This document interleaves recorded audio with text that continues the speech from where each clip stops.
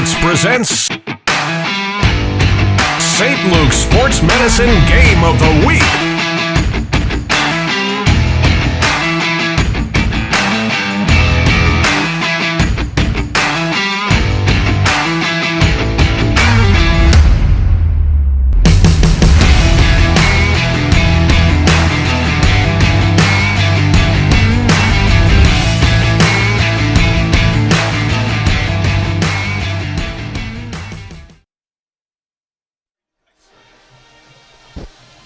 Cottingham Stadium in Easton, a site for East Penn Conference football action, is our D11sports.com game of the week, presented by St. Luke's Sports Medicine. We got a good one for you tonight for sure, as we are into week number 8. Liberty Hurricanes with a record of 5-2, taking on the Red Rovers from Easton. They are perfect still on the season with a record of 7-0. Hi and welcome everyone. Al DeCarlo alongside Matt Avancho. So glad you could join us here on a picture-perfect evening in October. We're here again, and we've had a great fall for football. Matt, we always talk about that time. Oh, it's hard to believe week 4, week 5. We're in week 8. Week 8, and it feels like the season just started. We talked about that earlier. And not only that, as we mentioned last night with Matt, Marcus, and myself, how quickly the weather just turned. Just flipped the script. Because it knew it was playoff season. Yeah, that's how it is. Liberty Hurricanes with a record of 5-2. Sean Dano, their head coach. They're coming off a loss. They put a lot of points on the scoreboard, but coming off a loss against Nazareth by the score of 52-42. Antonio Fontanez can do it on the ground and get through, and also can do it through the air as well. And Antonio Fontanez is a leader for this team for Coach Dano. And what he needs to do is just manage the game tonight. He has a plethora of weapons on the outside. Gabe Green at running back as well. Zaire Davis on the outside. You have Jackson Parlock on the outside. And we can't forget about Jake Puxon. Yeah. Jake Puxon, I mentioned to Coach Dano how he's not the leading receiver. Is that by design or is that by the defense? He said he was getting double-teamed, triple-teamed early in the season. And Fontanez has been doing a nice job spreading the ball around to everybody else. I think Jake Puxon has to be a huge part of the game for Liberty tonight. On the other side, Matt Seneca, the head coach here at Easton, are coming off a win against Northampton. We had that one on D11 Sports. They won that one by 20, 48-28. Cole Ordway really has showed what he can do with his feet. And I think that's been the biggest surprise for Coach Seneca. He knew coming into the season Cole Ordway was going to have to run the ball more frequently for this team. They don't have that breakaway back. They don't have the size at receiver that they used to have. So Cole Ordway was going to be a bigger part of this offense. But it's not just him. You still have the weapons on the outside in Andrew Biddle, Sean McPeak, Skylar Fallon. But none of that happens without their offensive line. They have 5 very solid offensive players up front. Put in there Curtis Crossan at the H-back. You have 6 offensive linemen that are playing phenomenal right now, and that's what's helping Cole Ordway be so successful. Now we expect a great matchup between these two teams. 5-2 Liberty, 7-0 Easton. It's our D11sports.com game of the week, presented by St. Luke's Sports Medicine. We're back after this. You're determined to stay active and enjoy life. Be at your best every day with St. Luke's Orthopedic Care. Start here, and we'll get you back to doing what you love. With locations throughout the region, including St. Luke's Orthopedic Hospital West End campus, the best place for orthopedic care is always close to home. St. Luke's Orthopedic Care. Start here, go farther. Did you know that every year our nation's hospitals are graded on quality and safety? Did you know this information is publicly available? Did you know that St. Luke's has earned 5 stars for quality and straight A's for safety? St. Luke's is the only PA-based health system and only 1 in 3 health systems in the nation to earn these outstanding recognitions. St. Luke's, the only locally based healthcare network serving as a model for the nation.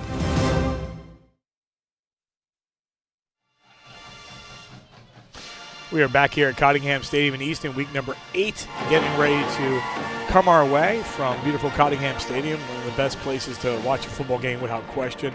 Easton Marching Band is down on the field. We'll see them at halftime. We'll also see the Grenadier Marching Band as well. It's senior night for the band, so we'll get to see them perform, as we mentioned, at the half. An exciting matchup, again, between these two teams. We'll be joined shortly by Winston Hornick, who's a senior from Easton, and also have a couple of student reporters. One's in that band for the Grenadier, Madison Orlicki. She's a junior. Isaac Morales, Liberty sophomore at And then Zach Sherwood is a senior at Easton as well. So a number of student reporters really on both sides without question. No matter your sport or position, St. Luke's Sports Medicine can train you to avoid injury. And if you do get injured, we're there with the best athletic trainers, performance coaches, physical therapists, orthopedic sports medicine physicians, and surgeons to get you back on your feet and back in the game. St. Luke's is the region's only varsity team in sports medicine. Support for D11Sports.com Game of the Week comes from Michael R. Glovis, financial advisor at Morgan Stanley in Easton. For all your investment needs, call Michael R. Glovis at 610-559-6380, located at 101 Larry Holmes Drive, Suite 301 in Easton, PA. Morgan Stanley Smith Barney, LLC, member SIPC. If you're a student from any District 11 school interested in broadcasting, journalism, or photography, check out D11Sports.com. Follow your dream and get close to the action as you take part in our student internship program. For more information, contact your athletic director or reach out to myself or Dave at D11Sports.com. Moments away from this contest, and we mentioned it. You know, you start looking at that 6A classification, it becomes very interesting. Actually, you look at the classifications, and they all become really interesting because you're in week 8, and now it's, all right, who's going to move above who and go from there. Well, tonight's a special night as well. They'll have some Wall of Fame inductions, and they have some solid inductions making their way onto the field right now. And we're going to listen into the PA announcer as they get the festivities started here at Easton. Again, I think there's, and we'll go down to the PA right now.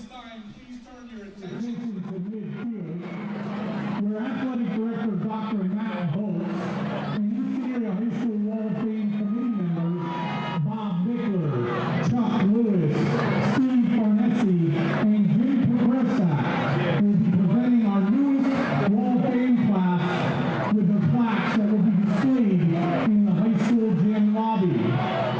Inductees will also be included in a new digital touchscreen Wall of Fame that will be installed at the high school in the coming months. Our first Wall of Fame inductee is Will Day. Will is being inducted for his contributions to the Easton Area High School football program, whereas a 2-year team captain who is named first team All-State at the 6A level by the PA football writers for his play during the 2024 season. Will is currently a member of the Easton football team at East Stroudsburg University. Next up, Kale Besora. Kale starred on both the football field and the lacrosse field for the Rovers, earning multiple All-Area, All-Conference, and All-American honors, including Boys Lacrosse MVP and Player of the Year during his senior year. He is currently competing for Lafayette College's lacrosse program. Coach Zach Bachman is here tonight to accept on Kale's behalf. Next up, Aubrey Fraser. Aubrey shines for the Rovers as the All-State field hockey player and multiple time state champion wrestler for the Easton Girls Wrestling Team. Aubrey was Easton's first PIAA state champion in girls wrestling, earning 4 state championships during her career for the Rovers. Aubrey is currently wrestling for Lehigh University. Next up, Shane Lineker. Shane starred on the wrestling mat and lacrosse field for the Rovers, earning multiple All-Area, All-Conference, and All-American honors, in addition to district and regional wrestling medals. He is currently competing for Pace University's lacrosse program. Next up, Nick Salamone, earning multiple district and regional medals over the course of his ongoing wrestling career. Nick won an individual PIAA wrestling championship last March. He has won over 100 matches in his career at Easton and has committed to continue his education in wrestling at the University of Virginia.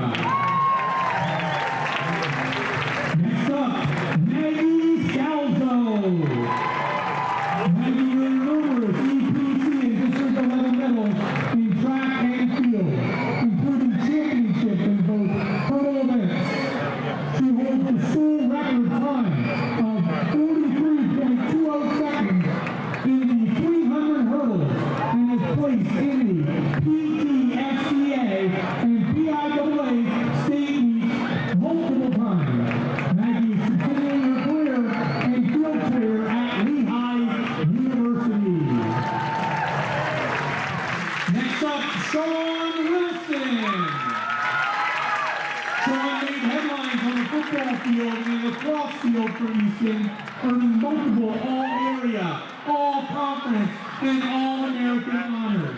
After his senior year, he was selected to play in the PSFCA East-West Big School Football All-Star Game.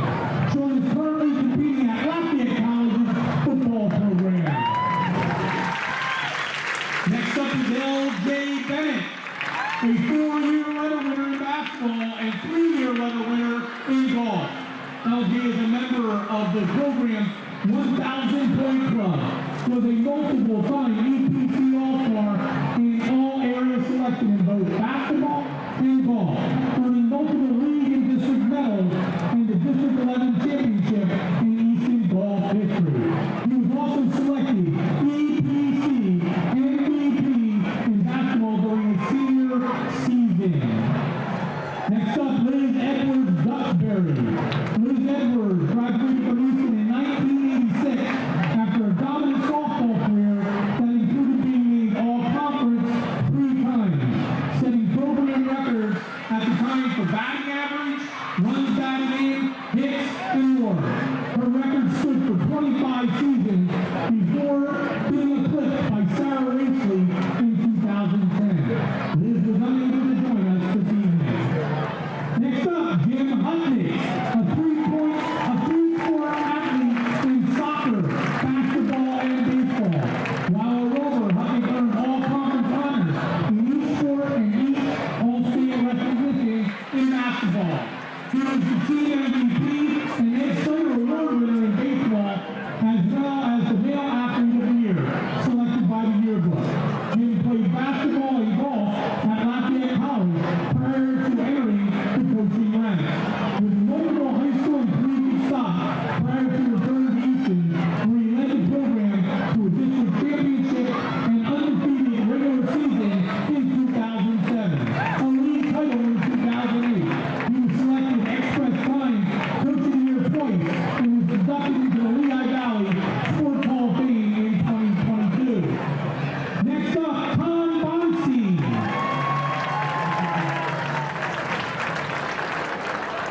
A lifelong rover, Bonstein was the captain of the basketball team, leading the team in scoring as a freshman, and he selected to the All-East Penn League team and Eastern PA All-Stars game versus New England in his senior year.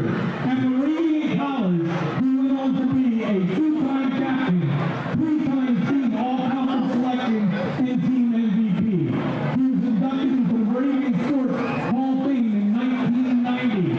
Bonstein returned to Easton as a teacher and coach for 36 years up until his retirement.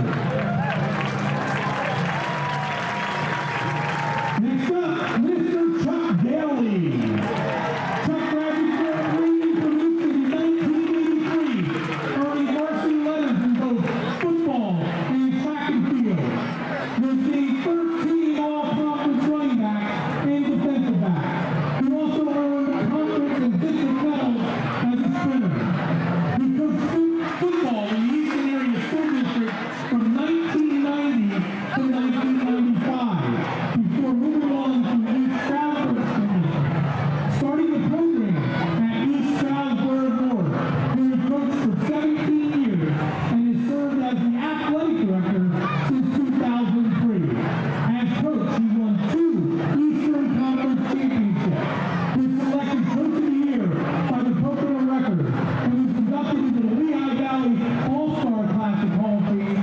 He was named EPC AD of the Year in 2023. Ladies and gentlemen, please give a round of applause to the Eastern Area School District Hall of Fame and Wall Honor Induction Class of 2025. Inductees will spend some time during the game under the large Great Hall of Fame inductions and the Wall of Fame. And now we go down to the field, and we have Winston Hornick, who has talked to both coaches. Winston? Thanks, Al. It's a crisp fall night here at Cottingham Stadium. It's the biggest game of the year besides the Easton Peaburg game. It's the pink out. It's a huge game. Liberty visiting. They got to be ready for a big crowd, non-welcoming. For Coach Dano and his Liberty squad, though, however, he wants to try to control the offensive line. He knows Easton's offensive line opens up big gaps for their running game, and their running game is really aggressive, so he wants to try to control that. Cole Ordway has been explosive all year, and he needs to learn how to contain just that style of quarterback play, that elusive, able to scramble, able to get out of the pocket and make big plays. As for the offensive side of the ball, he needs to get the ball out and get it to his playmakers like Puxon. If Anthony Fontenez can find Puxon, he believes they could be in good shape, and Coach Dano needs to come out with a win after a tough loss to Nazareth this week. As for Coach Seneca and his Red Rovers, the Red Rovers are rolling. They are 7-0 coming into this game, obviously undefeated both on the road and here at Cottingham Stadium, and this crowd does nothing but help them out. He is very proud of this offensive line for the way they've played. They've had to fill gaps with seniors graduating last year, and 3 players stepped up just to fill those gaps, and he's very proud of his senior veteran quarterback, Cole Ordway.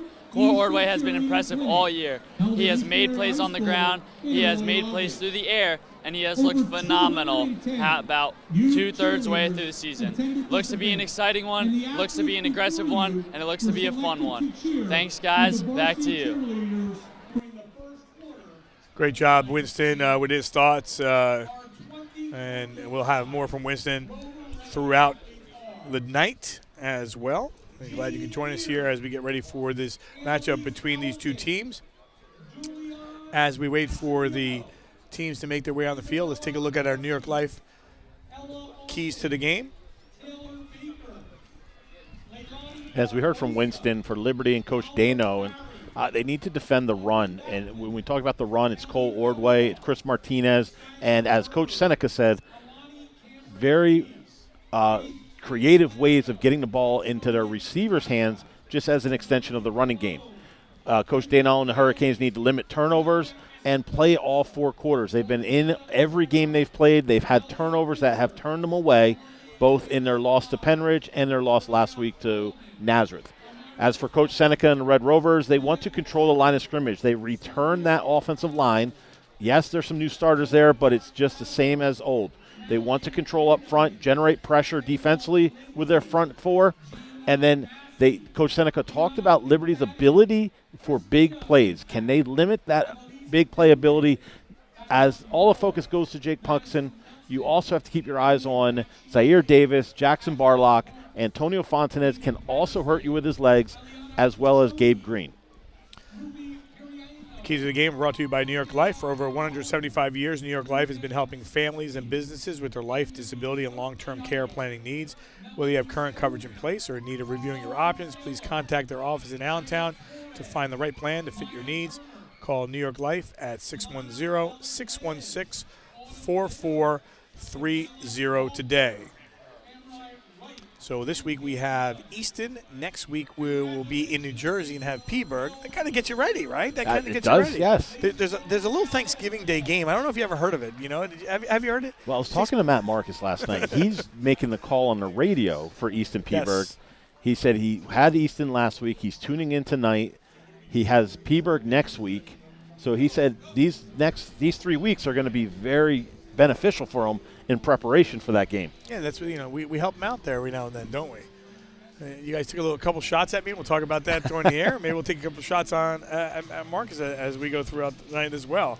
So we're waiting for both teams to make their way onto the field for tonight's matchup between Liberty and Easton. Matt, you've seen a bunch of games this year. You're also officiating at the same time. What team or teams, when you come in that 6A classification, is this a toss-up? Obviously, there's 3 or 4 teams that are really in the mix. Obviously, you start with the 2 undefeated teams in Parkland and Easton. This is going to be my first time seeing Easton not in a scrimmage. Had them in a scrimmage earlier this year, but seeing them in live game action. But everything I've seen of them so far has been very solid. They're showing a lot of explosive plays. They're showing a lot of disciplined play, and really have just been one week after another, just doing what they need to do to come out with victories. Parkland as well, doing the same thing. They're stepping up, taking care of business. But I would say Nazareth, after losing foul zone, unfortunately, puts them a little bit back. But I would say the team to watch out for in the 6A classification, and this is my opinion, is going to be Freedom. Okay. Freedom has 3 losses right now, and those 3 losses are to top teams. A Downingtown team that's doing very well right now. They lost to Easton, undefeated, and they lost a close one to Parkland, undefeated. I think every one of their losses, every team's undefeated. So I would watch out for them as they continue to get better. They have the offensive line. They have the skilled players to go with it, and they have the defense to go with it. And we talked, about Freedom. We talked to Jason Broder, and he said, health-wise, he's got to get those guys healthy. And, at this time of year, everyone's dinged up, right? But he said, we're building to where we have to be. The Freedom Liberty game that we had the last game of the year is going to be an interesting game, and it's going to be intriguing. As we get to the final 2 weeks of the season, we have Phillipsburg and Union, which will be great next week. We have Northwestern and Southern Lehigh, which we expect both at the end of the year to be 9-0 going into that game. Correct. And you got the 2 top teams really in the state of Pennsylvania in their respective classes, and then Liberty and Freedom, which is not only for, bragging rights and everything else, but it's a battle. It's a Super Bowl for them.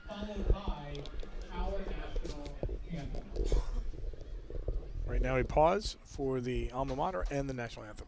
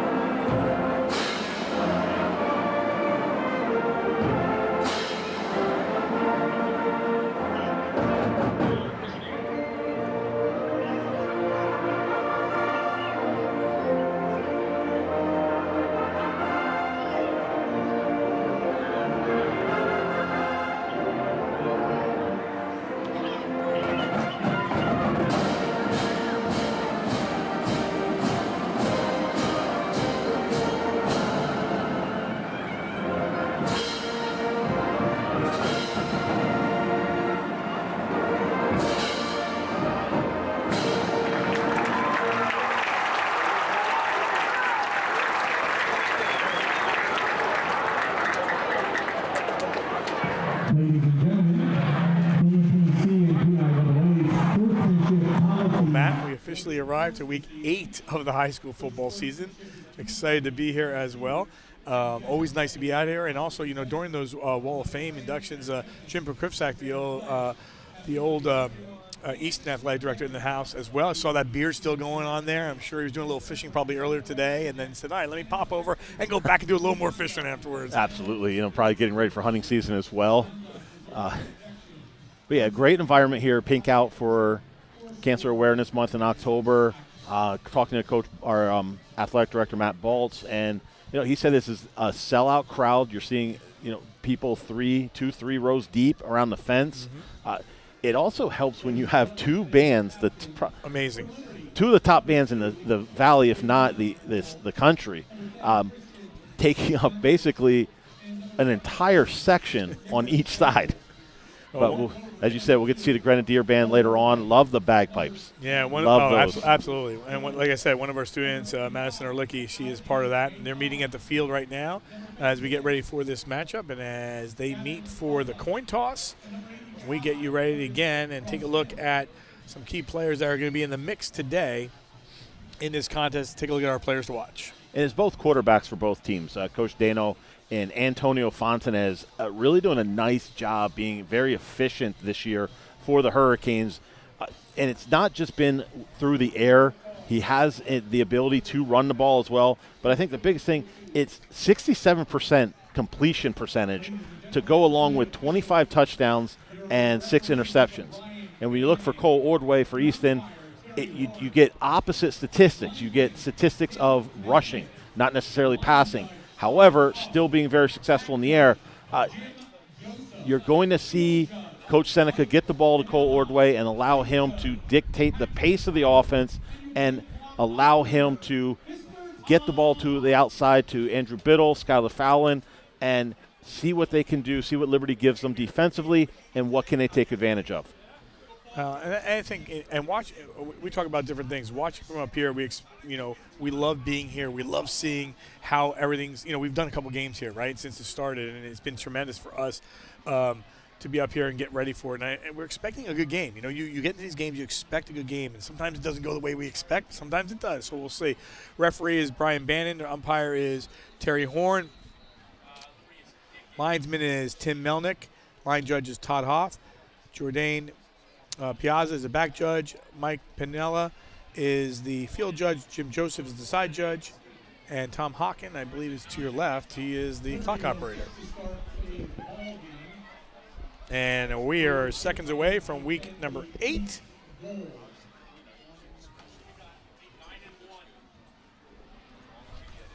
And it'll be Liberty Hurricanes that will kick off.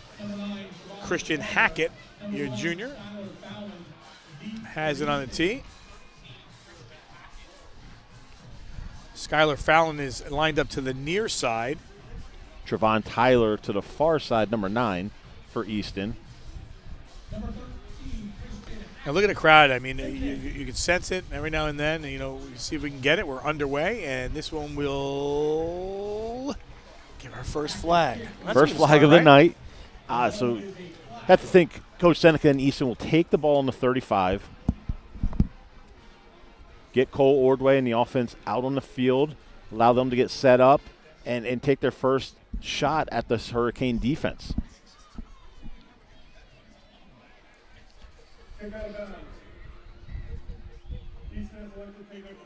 Glad you could join us here, week number 8. Al DiCarlo, Matt Avancho. So glad you could join us. Exciting night of football is ahead, and we'll keep you posted as we get some scores throughout the night, and we'll see the Easton offense make their way onto the field. Matt, for the first time, and you talked about Cole Ordway. Just he's been tremendous in what he does with the football. You're going to expect him to run with the football, but they're going to run regardless. And how about that? How about getting 11 straight up the middle, not wasting any time on Chris Martinez? We talked about the offensive line for Easton, a veteran group in 5 seniors, and they have a lot of experience. They've had a lot of time that they've played as a unit.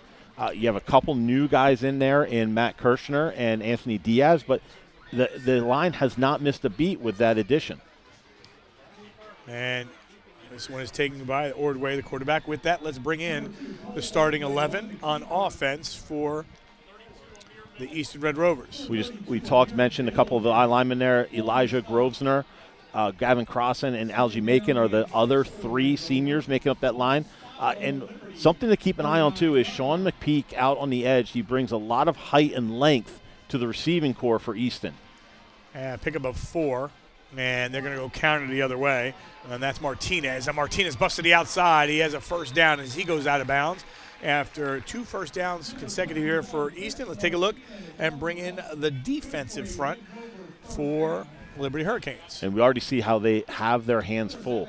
Nick Schenkel in the middle, Dartmouth commit, is going to have to get in gaps, clog up gaps, eat up blocks to allow the linebacking core to make plays and be able to run downhill east to west.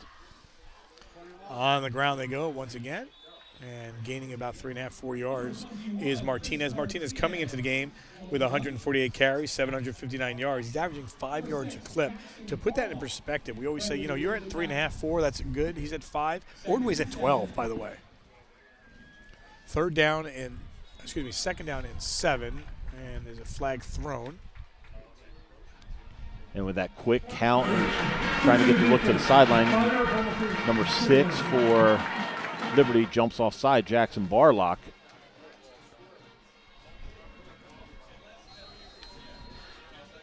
Early on in this drive, as we talked about Coach Dano saying about how he needs his guys to be gap sound. They are in their gaps, they are sound, but they're not attacking upfield, and they're waiting for the Easton running backs to come to them. Matt, we talked to Coach Dano, talked to Frank Lane, the coordinator there. I talked to, the coaching staff there. And interesting enough, last week in their game, you score 42. They want to score. You expect to win. You expect to win. You score 42, you expect to win. And the big concern, as you mentioned, is this running game, of Easton and what they're capable of doing. Here's Ordway, his first real run. And he gets the outside. There's a flag thrown, however. And this one could come back. I think this is absolutely going to come back. Looked like the right tackle for Easton just got his arms draped around number 2, Javion Poolhals of Liberty, who was in position to make the tackle, but not able to get out of the grasp of that offensive lineman. Joe Baudelaire, the defensive coordinator, I've known him for years for Liberty. Great to touch base with him. I guess you could unplug the wire to that little remote control to the left and then plug it. So they'll get Anthony Diaz. You look at Easton's scores. I think, you talk about they use the first couple of weeks. You try to build for what you're going to see down the road. They beat Central Bucks West 26-20. They beat Springford, Aramis Hall, out of New York 44-32. Then you start saying, this thing's not bad. That ball just lifted up. And that could have been dangerous. Ordway almost caught the ball, by the way. It looked like it was 21. Xavier Ryan, he comes on a linebacker blitz, trying to get pressure on Ordway, gets his hands up, and fortunately for Easton, no Liberty defender knew where that ball was, and it falls to the ground. First down marker inside the 20-yard line, right around the 16 or so. Ordway fakes it one way, now goes the other, and he will connect into the hands of Andrew Biddle, and Biddle flies through the defense down to the 10-yard line and finally taken down. So if you're talking about Easton right now, big plays, sure, they have had it because Martinez had 2 big runs. Ordway's came back, and then you see right there what happens as we take a look. And they go to the passing game, and it's a safe passing game and a screen pass. And once again, it's the offensive line getting out in front of Biddle and providing some key blocks to take it down to the inside the 10. And Ordway will go in for the 8-yard score. Ordway's 20th rushing touchdown of the season and a great opening drive for the Easton Red Rovers. You're exactly right there, Al. That's a great drive for Easton, just sticking to what they do. And when you have that quarterback run, you have the running back in there as a lead blocker. That's something that the defense doesn't necessarily account for, where you have an extra blocker and that kind of frees up Ordway. And you saw he didn't have any contact until he reached the goal line.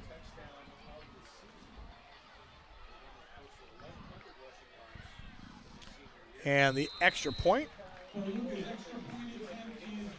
is up, and it is good by Noah Barluga. Barluga, 6'3", 185-pound senior. And it's 7-0 in favor of Easton. Matt, take us through that drive a little bit. It's what we expected to see. We expected them to come out, rely on that offensive line, run behind that offensive line with Ordway, with Martinez.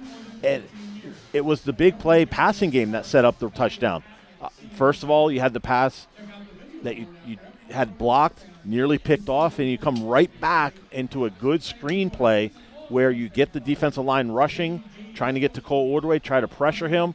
He stands in there, finds Biddle coming on the screen pass, able to pick up real good yards to set up that short touchdown run. Glad you could join us here on D11sports.com, a game of the week presented by St. Luke's Sports Medicine. Sean Riley up here with us, pushing the right buttons today. Last night a little different. There at North Schuylkill, a little different for him. Now listen, I'm going to start taking shots at everybody. You guys were taking shots at me. I'm going today. It was a different altitude last night. Oxygen was thin.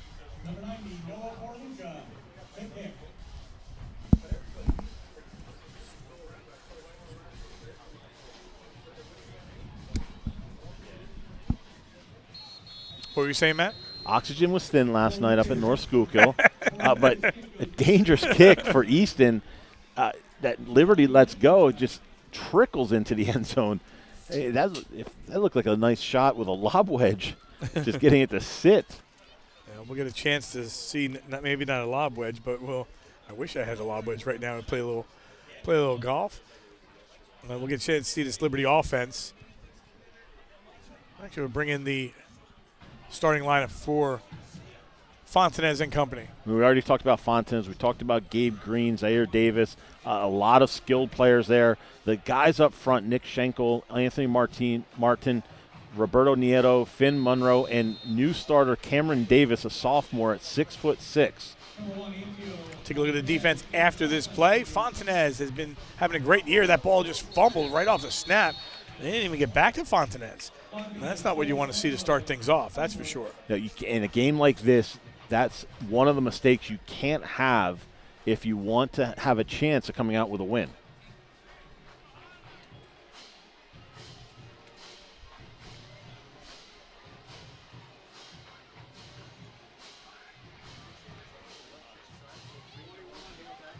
And I'll start things off with a little defense coming up. We'll take a look at that defense.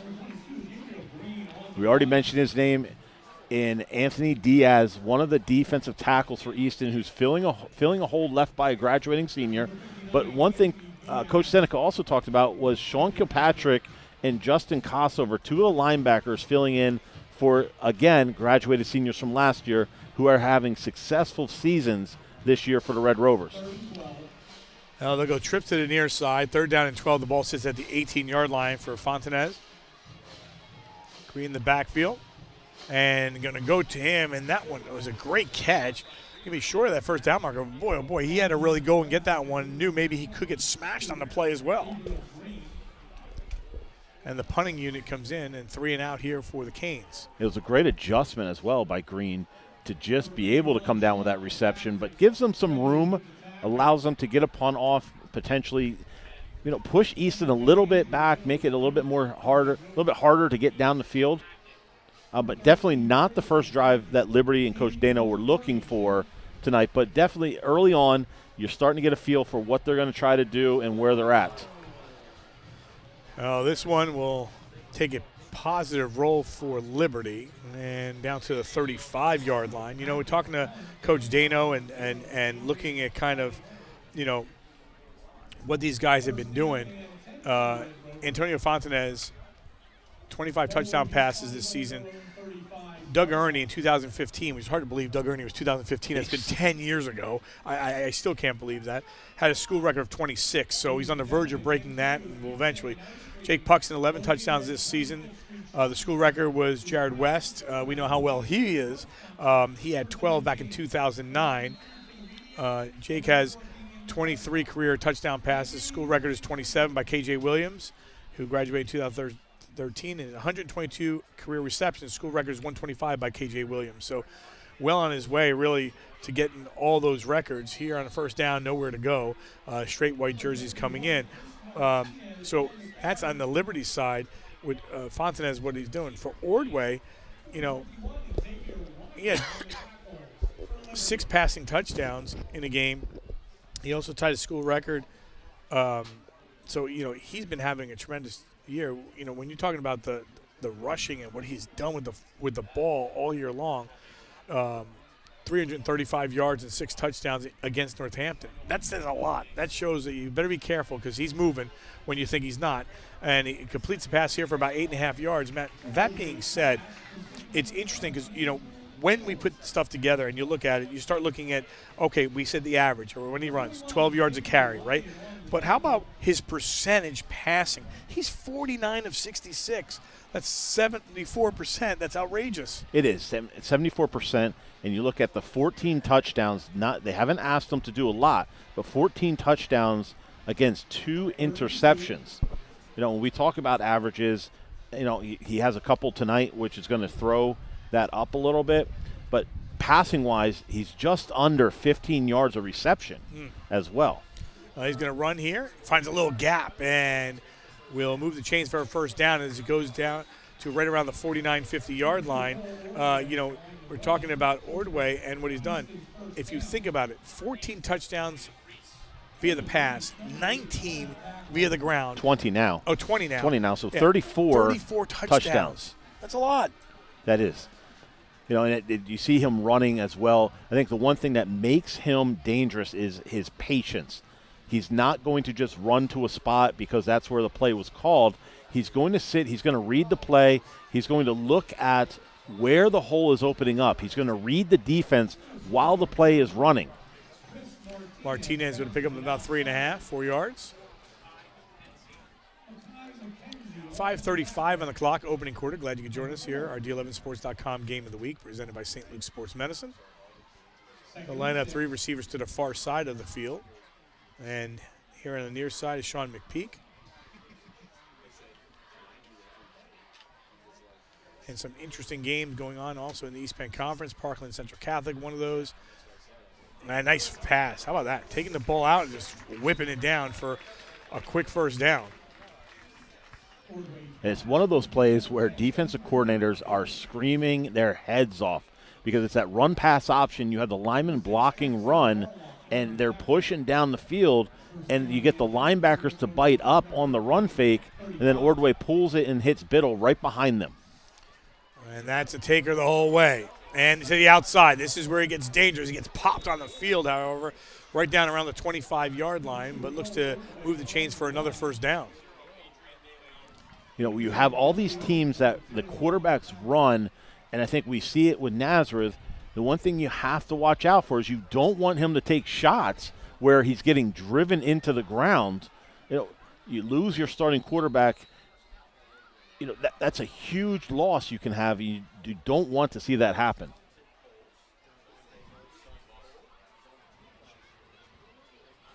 They're going to measure this one or no? No, they call it first down. And I think they have a player.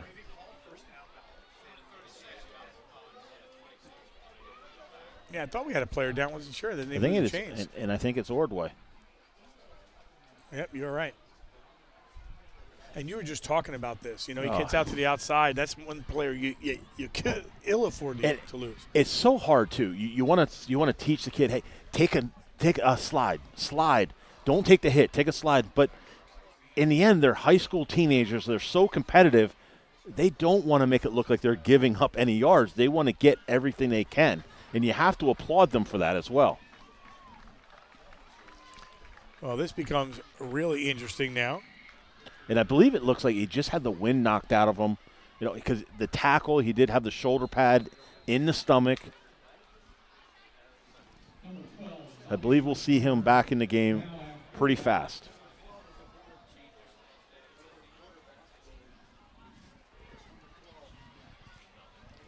So Xavier McGurn checks into the game, and now the question is, you look at him and see if he's okay. He's got to sit out at least one play. He is down on a knee right now with the trainers.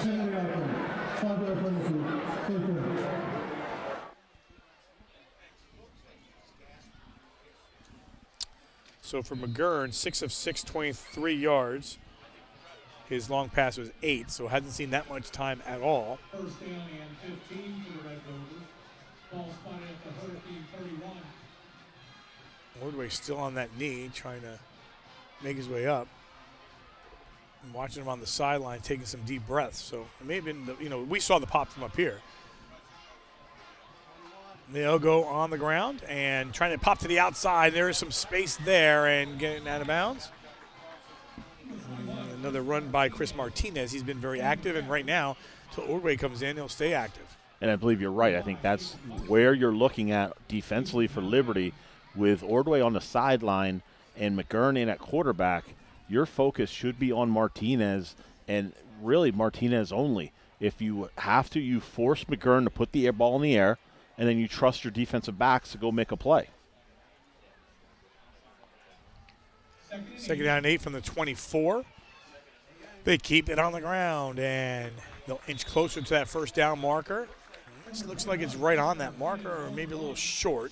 But another run by Martinez. You know, Matt, we go to exactly what both coaches have talked about. You know, hey, if we create a little space, get a little line, you know, that's great for us when it comes to Matt Seneca. But for Sean Dano, he said, you know, they're good. You know, and they're big. And they just have, you know, that little up front.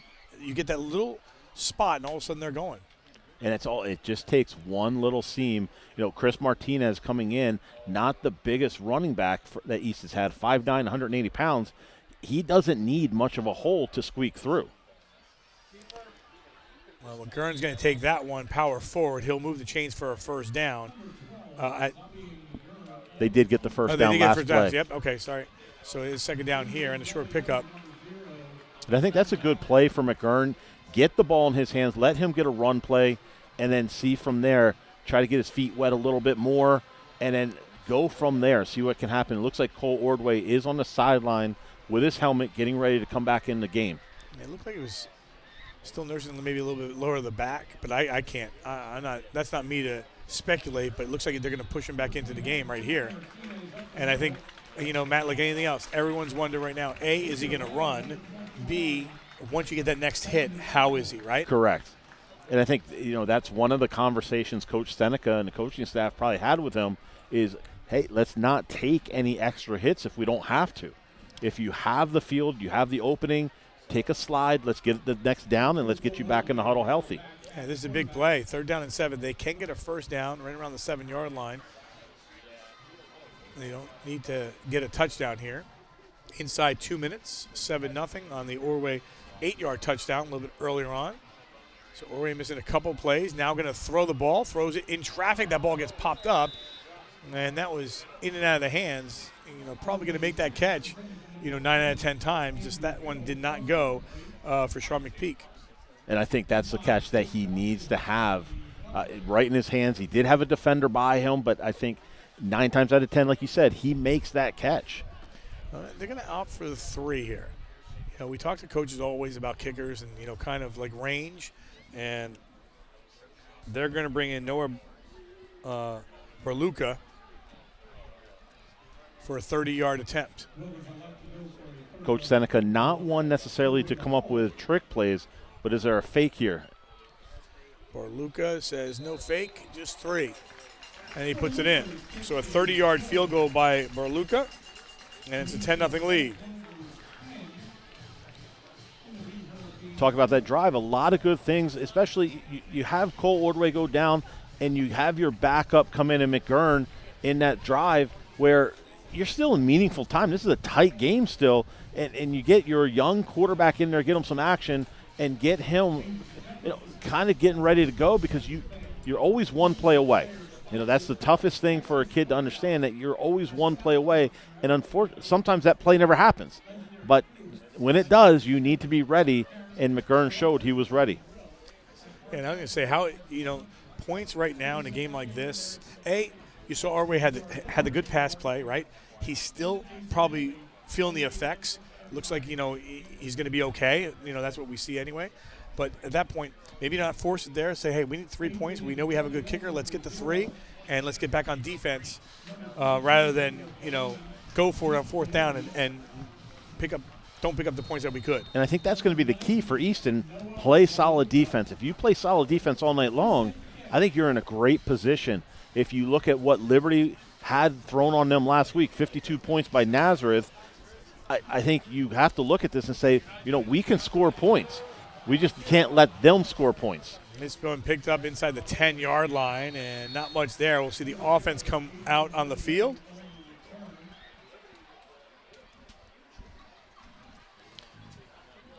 For over 175 years, New York Life has been helping families and businesses with their life, disability, and long-term care planning needs. Whether you have current coverage in place or need of reviewing your options, please contact their office in Allentown to find the right plan to fit your needs. Call New York Life at 610-616-4430 today.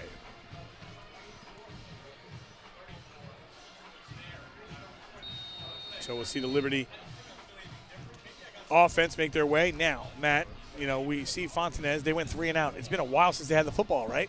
So now you start looking at them and you say, all right, kind of like almost a restart. It's been a while. I mean, there's a minute 34 left. And that first drive did not go any way that you wanted it to. You had the fumble on the first down, and then you went from there. Yeah. Fontanez waits and then tosses, and they will get a first down to the near side on the reception made by Jackson Barlock. And it looked like that was a busted play.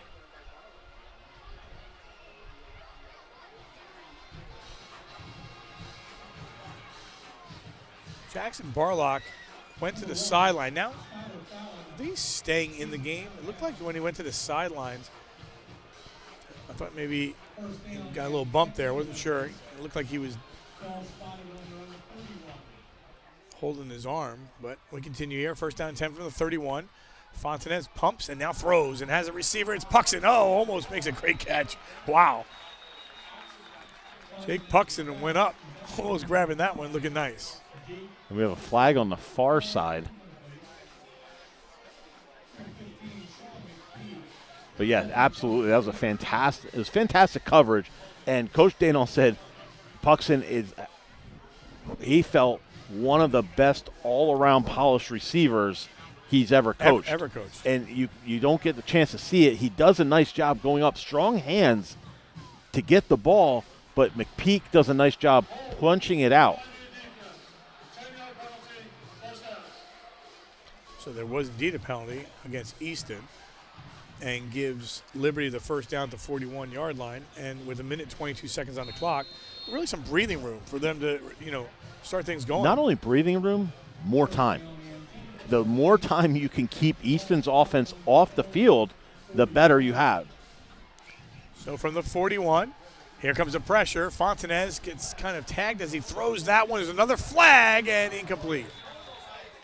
And where this is at, it looks like it's going to be pass interference. He was looking on the far side of the field, and I think you're exactly right. And I believe it was Xavier Davis. Yep.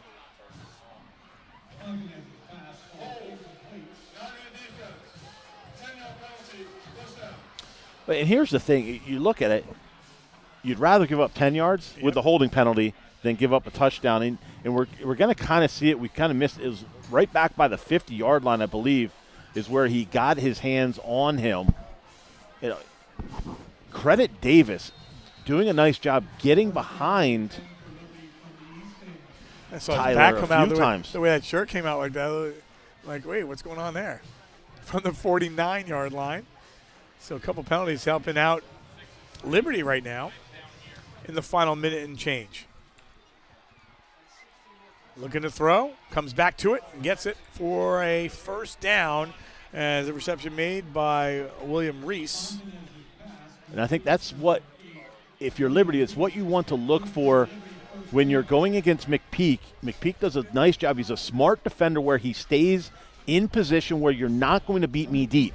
However, if he does have that step on top, throw the back shoulder, let your receiver adjust, he can come back and make that catch. Ball down to the 34-yard line. Fontanez seeing pressure, throws that one, and the reception is made, but going down is Gabriel Green. A positive play on first down. Fontanez staying in with the pressure coming at his face, and I think Easton's going to continue to bring pressure, try to make him uncomfortable, and not let him get settled in the pocket.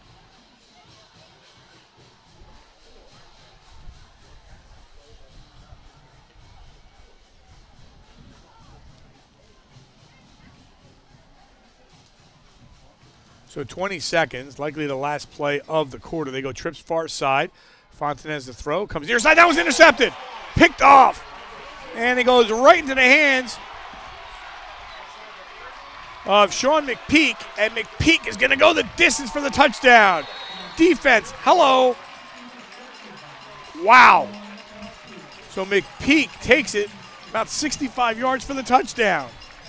McPeak has done that time and time again for Easton this season, where he's been able to read the quarterback's eyes, put him in space, and he comes up, undercuts the route, playing zone coverage, redirects the first receiver, gets back on the back, coming out, gets underneath, picks it off, and that's a huge turning point in this game. Just as you thought Liberty was going to go down and start to get on the board and make something happen, McPeak turns it right around. And that comes right before the end of the quarter. Call it a 69-yard kickoff return. Interception return. To make it 17-0, Matt. You said it. You're driving. You got help a couple times on the penalties, but you're all the way down, 35-yard line, ready to make it 10-7 if you can. And now you're seeing a 17-0 game. Exactly. And I think, that's the one thing that if you're Coach Dana, you're kind of angry. You're sitting over there. You're wondering, scratching your head, what the heck is going on? We need to take care of the ball. And that was something that he said about Fontanez. He took care of the ball minus one interception last week. He felt that was one that got away from him, and it was a key moment. But for the most part, he's been taking care of the ball. I think that was just a coverage that confused him, and McPeak was in a great spot to make a play, and you have to credit him. He's done it all year long. He comes up with the play, and then he takes it a step further with the long touchdown. Now, pink out here, you saw the cheerleaders and that Rover Nation just going absolutely nuts. This place, when you're down there, we're in the press box. When you're down there, you said, there's pink everywhere, right? You said they're deep, 3-4 rows back. It's unbelievable by the fence. And it's just a great atmosphere here. We love it each and every time. They'll let this one fly, and this one will be picked up at the 5-yard line. And Liberty is going to have to try to see if they can get something going here. But it won't be, as the ball got loose there, I was going to say it won't be until the start of the second quarter. But Easton may have just got the ball as they strip the ball away. And they're going to mark this one in favor of the Red Rovers. Wow. What a huge difference. So the defense coming up, there's a flag thrown. We won't go to break yet. There is a flag on the field. And I think the flag is going to be against Liberty.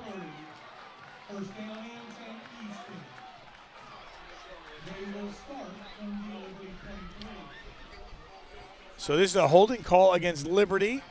And when we come back, it'll be Easton first down. They already lead by the score of 17-0. Oh, we're through one. You're watching our D11Sports.com Game of the Week presented by St. Luke's Sports Medicine. Learn what makes you unique with no-cost genetic screening through DNA Answers, a community health research program available through St. Luke's. Learn how your DNA impacts your health and if you are at risk for certain cancers and hereditary high cholesterol, a cause of heart disease. Gaining a better understanding of your genetic health risks can help you and your doctor personalize your care for a healthier future. Health insurance is not required to participate. Learn more at DNAanswers.org. Did you know that every year our nation's hospitals are graded on quality and safety? Did you know this information is publicly available? St. Luke's has earned 5 stars for quality and straight A's for safety. Can your hospital say that?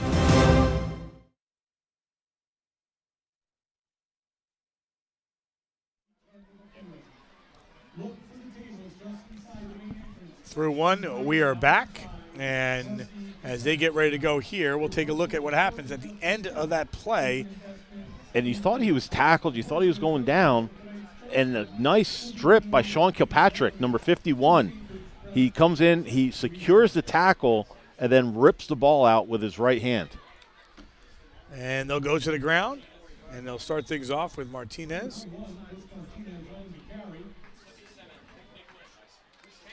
And I'm interested to see, you have Ordway a little banged up. We see their backup quarterback on the bench without his shoulder pads on. How does that play into the game plan now for Easton? Do you limit the amount of running Ordway does, rely a little bit more on Martinez, and a little bit more on the passing game? You have a 17-0 lead. Oh, Matt, interesting you asked that question because look where you have the ball right now, right? You have a golden opportunity to make this 24-0. If you do, it gives you a lot more flexibility of what you're going to do the rest of the way. As they go to Martinez again, sees nothing on the outside and pushes forward. Again, they can get a first down here as they get close. Getting back to that fumble recovery, just so I have it correct, did you say it was Sean Kilpatrick? Sean Kilpatrick. Okay. You take a look at Martinez running there. Elijah Grosvenor, number 53, is out blocking in front of him. And he just hides behind him. He hit peekaboo the one way, peekaboo the other, trying to find where there's some open space. But the defenders can't get to him. and that until he picks up a couple yards.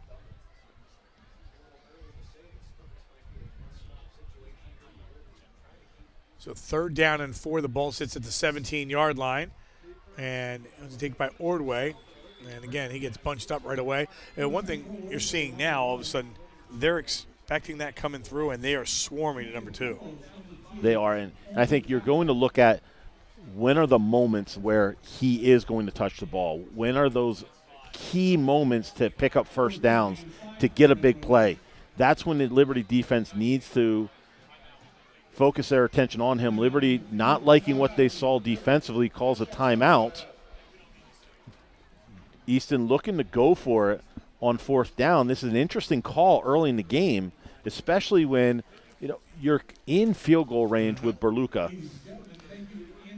D11sports.com. Thanks to Michael R. Glovis, financial advisor Morgan Stanley and Easton, for his sponsorship of the game of the week. For all your investment needs, call Michael R. Glovis at 610-559-6380, located at 101 Larry Holmes Drive, Suite 301, Easton, PA. Morgan Stanley Smith Barney, LLC, member SIPC. If you're a student from any District 11 school, interested in broadcasting, journalism, or photography, check out D11sports.com. Follow your dream, get close to the action, take part in our student internship program. For more information, contact your athletic director or reach out to myself or Dave at D11sports.com. So glad you could join us here. We're just starting quarter number 2, a little late start, with the festivities that they had in the beginning, maybe around a 7:12 start rather than a 7 o'clock start. It's a pink out night right now, and it is a 17-0 lead. And for Easton, they're trying to put themselves in position, and 4th down and 5. Again, they can get this first down inside the 15-yard line, right around a 13 it looks like. Ordway will roll near side, and now he's going to throw, and he overthrows his intended receiver. Looked like it was McPeak, and he had McPeak open in the end zone, just not able to get it into his hands. As you said, overthrows him a little bit. So Easton elects not to get the points, not to go for the field goal. Be interesting to keep an eye on that. Does that come back and bite them later on potentially? Well, again, as we look at these, the one thing that we always talk about is, that momentum twist, right? Right. If you're Liberty, you're driving downfield, boom. You got yourself a fumble. Things are not, or the pick. Things change, and all of a sudden things have changed in this game, but you're right back in the mix. It's 17-0. It's not 24 or 20. So they'll go on the ground to start things off, and all black jerseys, nowhere to go. And it looks like Easton defensively is really not paying much attention to Fontanez in the running game. They're all front 7 are following Gabe Green wherever he goes when they give him the ball. I apologize. Check that. It's Adrian DeLeon, number 0, in the game right now at running back for Liberty.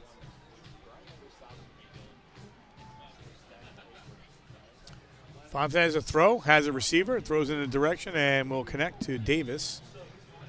Then Davis gets up to about the 24-yard line, and you're back in that kind of situation where you have a 3rd down. And it's a 3rd down and manageable. It's probably one of the better ones they've had all night. But McPeak, again, solid defensive back, makes a solid tackle. And one thing we didn't ask Coach Seneca was, would there be a situation where you are flip-flopping your corners, trying to match up McPeak on Puxon, and here we see them switch sides when Puxon comes back on the field. So 3rd down and 4. Fontanez will give it to Green. Green tries to push through, and absolutely nothing there at all. And then we'll see the punting unit come back in for Liberty. Hey, kind of an interesting call that you didn't.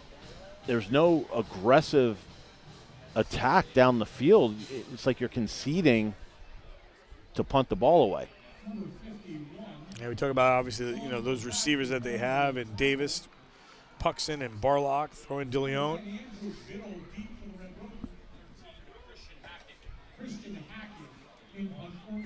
High snap.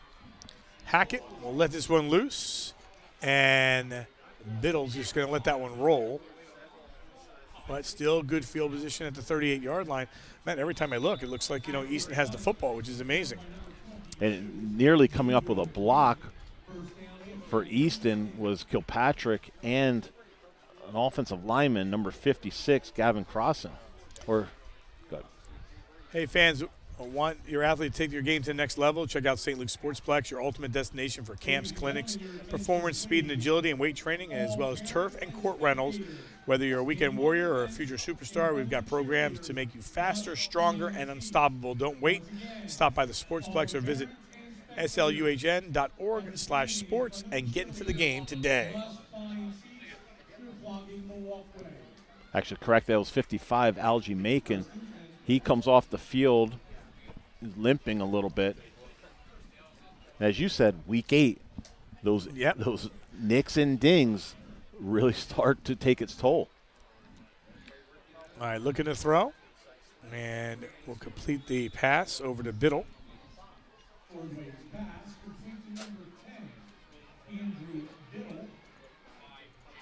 Quick play on first down. Get the ball out of Ordway's hands.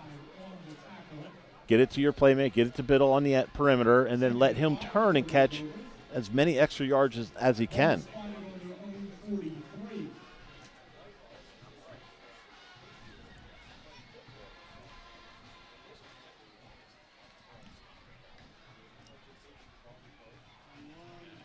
Diving forward, getting up to about the 45-yard line is Martinez. If you're looking at the running game, I think this is a time where it's not necessarily a Cole Ordway run. I think if you want, Coach Seneca puts the ball in Martinez's hands, let him run, pick up first down. If not, you punt the ball away, you pin Liberty back. Their offense has not been able to do much so far tonight other than that one drive. Yeah, 6:55 on the clock. Like fake it, Ordway got tripped for a second and now will go down. So initial person to get him was Arian De Leon, and it was enough to give some time for his defensive players to make it. It wasn't much after that for Ordway. It just closed down quickly. One thing to watch, and again, Coach Seneca not one to play games and really take chances with fakes, but you have Cole Ordway as your punter with a 4th and 5. And there's a dangerous number 5, Jake Puxon. So Ordway with a big boot, and Puxon's going to call the fair catch right around the 25-yard line with 6:09 on the clock. Hey, football fans, time to get your pickle on the Pickleball Lehigh Valley. Are you ready to try the fastest growing sport in the country? Grab a paddle, join the pickleball action right here at PLV. Courts, leagues, clinics, you name it, we've got it. Bring your friends, get moving, and see why everyone is obsessed with pickleball. Don't wait, hit the court and join the fun today. Stop by at the Sportsplex in Crackersport Road and visit pickleballlehighvalley.com. Matt, you a pickleball guy? Not yet. Okay. I'm going to pick it up. All right. My plan is next summer. Why are you going to wait till next summer? Well, because it's getting cold out. They got indoor facilities there. I'm an outdoor guy. You're an outdoor guy. All right. Outdoor guy. All right. All right.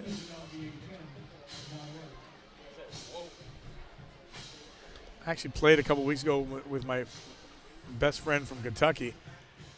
I lasted about 4 minutes. I got exhausted. He's like, you got to be kidding me, right? Here's a flag. He goes, there's no way you're tired already. I go, yeah, I'm out of shape, man. We played 3 games. I was done after game 1.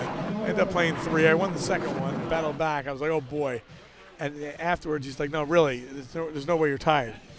You know, I was a tennis player in high school, but this pickleball takes a lot out of you. It's intriguing. False start on number 66 for Liberty, Cameron Davis. He's one of 3 starting sophomore offensive linemen for Liberty tonight. Fontana's going to throw, and he has a receiver, almost a one-handed grab by Zaire Davis. And Matt, question for you here is, there's 6 minutes on the clock. Liberty has not gotten in sync, really. And that one drive, they did a little bit, but they really have not gotten the passing game going to a point they want, because even that one drive, they had back-to-back penalties that helped them. Is this one of the, before the half to see if they can get on the scoreboard? I think something has to happen within this drive, and if they have another drive, where you do get the quarterback, Fontanez, in sync with his receivers. It just seems like he's throwing the ball flat. He's not getting it up in the air, and here he does. Yes, he does. Long one and a great catch. Wow. He threw that one downfield, and Barlock comes down with a grab all the way to the 32-yard line. And as we were talking about that, I saw Barlock running up the seam, and Easton not able to adjust.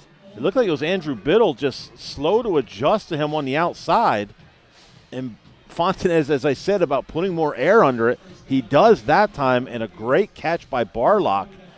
One of the first things that they're done tonight successfully offense, you have to build on that and continue to push. Fontanez gets pressured as he throws that one to the far side, and that was catch. Somehow it was caught on the far side by Puxton. It was caught by Puxton with McPeak all over his back. There was only one spot that ball could have been and caught, and that's where Fontanez put it.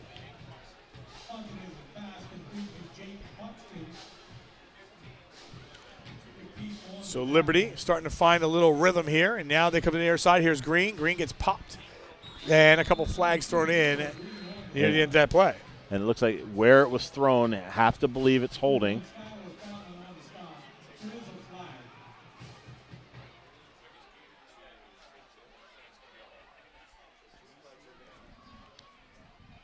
Got a football game right down the street at Lafayette College. Palisades and Notre Dame playing tonight.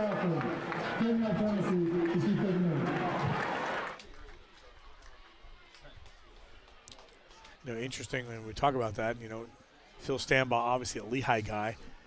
He don't like playing in there. He can't shake it, Matt. He can't shake it. When we did the Northern Lehigh Notre Dame game, I couldn't get it. Like, come on, Phil.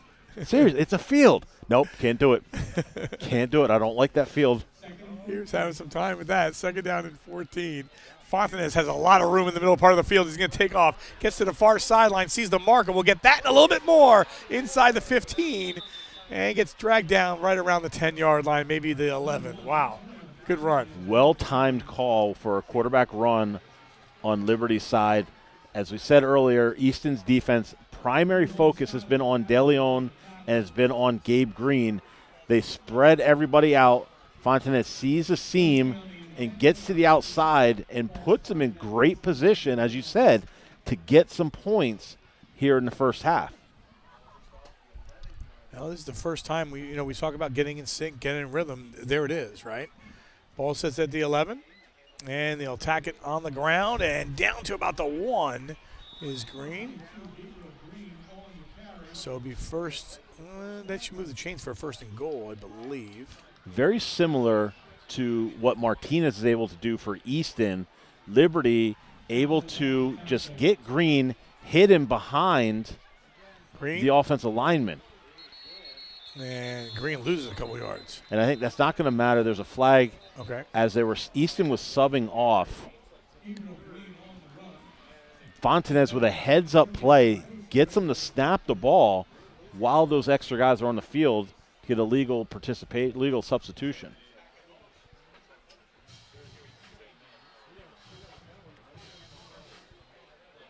So that half the distance to the goal looks like it should be enough for a 1st down.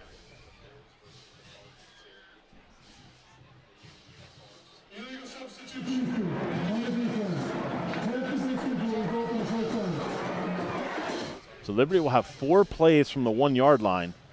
4:37 left in the second quarter. Fontanez has Green there, and he'll give it to Green, and Green will power forward. No signal yet, and they're going to say he did not get in. The far official comes in about a half a yard short of the goal line. This is one of those areas where you have these teams that are in shotgun offenses all the time, and you get down to here, you need 12 inches. You need 18 inches to get into the end zone, and you're starting the ball 5 yards behind back, that. Yeah. Take a couple minutes. Put the quarterback under center at practice. And he's going to be taking himself. Fontanez will go through, and they didn't mark this one. Liberty says yes. There it is. So he got in, but he didn't get by, Not by much. much. No, not at all. Liberty's on the scoreboard. A 1-yard run by Fontanez to make it 17-6. Have to say was that reminiscent of Scatterboo last night? I was going to say it before I was waiting. Right? Where they came in, they initially marked him short, said his forward progress was stopped, and then recall it as a touchdown. It's hard. It's a pileup. It's just a pileup in there. It's hard to see from up here.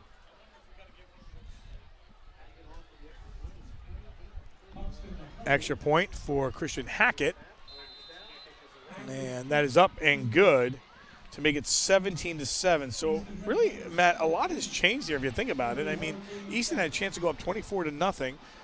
First of all, there was an opportunity to go 14-7 at one point, right? Or 10-7. 10-7. Chance to go 10-7 for Liberty. But there was the interception. Go 17-0. Then you had the chance to go 24-0, which really I think would have started to close the door. Mm-hmm. And you get a stop on fourth down. They elect not to take the field goal. They elect to go for it, miss what could have been that 24-0 touchdown. Liberty comes right back, goes right down, scores. Now we have a different ball game, 17-7. But we might as well talk about it now. Yep. How happy you are with that win last night for the Giants. Hey, listen, I don't get to cheer a lot, but I tell you what, that was something. You know, as a Giants fan who has lost 20 out of 22 to the Eagles and haven't won in a long time, just in general. Just the atmosphere and everything there, you know, just the way everything is for the Giants. You get a play like that where these players, and I think they mentioned it, honestly, and we'll get back to this, is they weren't part of the losing teams. These are new players, yes, right? Exactly. And they're bringing a different kind of fire. So, and what is this with Jackson Dart and Scott? They bark at each other on the field. I thought maybe what a great attitude. What a great, they just love playing. I was going to do our intro with you, just barking, and see if anybody would say anything, you know, if they noticed what's going on. But we'll take this one and we'll play the Eagles again in 2 weeks, so we'll see what happens there. But at least I got one up here on Sean. 17-7, 3:47 on the clock. An interesting drive here, really, for both teams. And Ordway will get yourself 9.5, maybe 10. Actually, they'll give him 11. We'll have another holding call, looks like it's going to be. Wow, they'll bring this one back.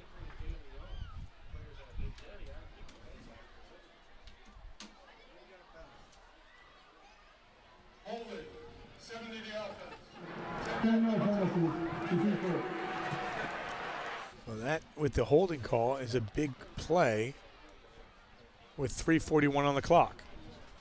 That's not where you want to be. 1st and 20, 1st and 15, especially after a 10 to 11 yard pickup on the previous play. You want to be in short yardage, not this long yardage.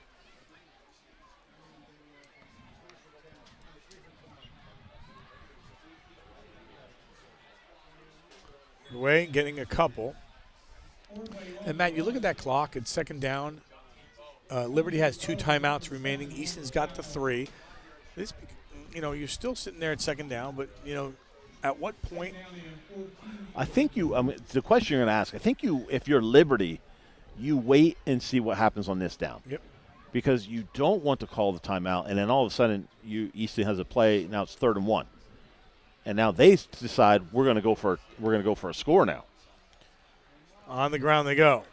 And trying to get to the outside, but there's all white jerseys and flying on in. First guy in for Liberty is Xavier Ryan. And I'm shocked that Liberty is not calling a timeout.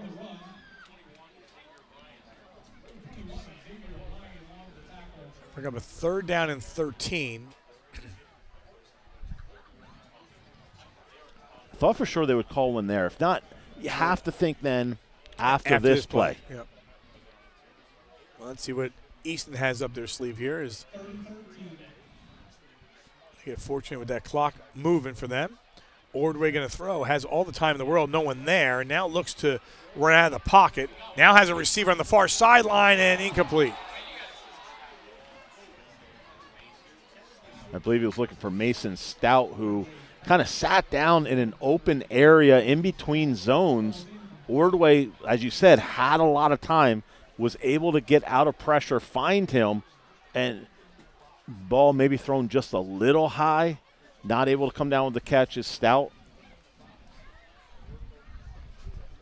Well, and then now you save your timeout. You save the timeout. You got the see if this one can be returned. Actually, this takes a great roll. He'll go out of bounds right around the 22-yard line, and we'll bring the Liberty offense back onto the field. You know, you were with Matt Marcus yesterday. You know, Cam Coulter, who did the game again with Easton and with Matt last week, he's covering the Notre Dame game tonight for us. And, you know, while he's tweeting, I just see a tweet, "Are you sitting behind me?" So Matt's there as well, so they're both hanging out. There you go. They might as well just put some mic on and they can start calling the game. Might as well. So 1:56 on the clock, a 17-7 game. You know, Liberty would love to have that INT back, but you can't. So Fontanez will look to throw. Come near side, and that one was incomplete. He was looking for Davis. The whole timing on that play seemed to be off. It looked like Fontanez rushed the ball out. Davis rushed his route. Could it be the time left in the half? You're trying to make something happen. I mean, with two timeouts, you still have plenty of time. You have the ability to get down the field. I think you just run your offense and be patient. It looked like everybody jumped. And Matt, that being said, and we'll wait for the call here, but that being said too, is there's a lot of time on the clock for Easton, who has 3 timeouts as well. And that's what I was just about to say, that depending on what happens now, you know, when does Coach Seneca decide to start taking his timeouts? You get a stop here maybe, and now all of a sudden it's 3rd and long.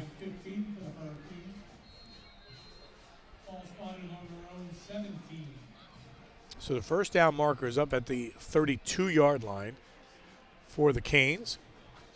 They'll keep Green in the backfield with Fontanez. They'll go 3 receivers up top, 1 to the near side. On the 2nd down and 15, the ball sits at the 17-yard line. Fontanez goes to Green, has another little seam. Green gets a little push forward, still on his feet, gets a first down, and gets across the 35 up towards the 38-yard line. Liberty looking to go quick. They can get set up. So Easton goes with 3 down linemen, 2 linebackers, and Liberty has a running play called up the middle, and Green does a nice job of avoiding 1 and 2 tackles and not tackled until he gets well over the 30-yard line. Frank Lane calling the play for the far side. They're taking a bunch of time here as well. And they do have the 2 timeouts, as we mentioned. Man, they may have got Puxon, I think. Yeah, Puxon had a little flinch, getting ready to go.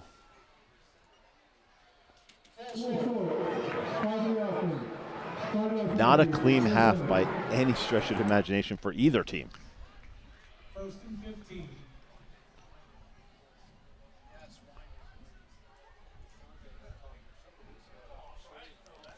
So penalties hurting here. Again, timeouts, 3 for Easton, 2 for Liberty. The ball sits at the 33-yard line. First down marker at the 48. Fontanez to throw. Will go far side, and will hit Puxon. And Puxon gets taken down at the 32-yard line.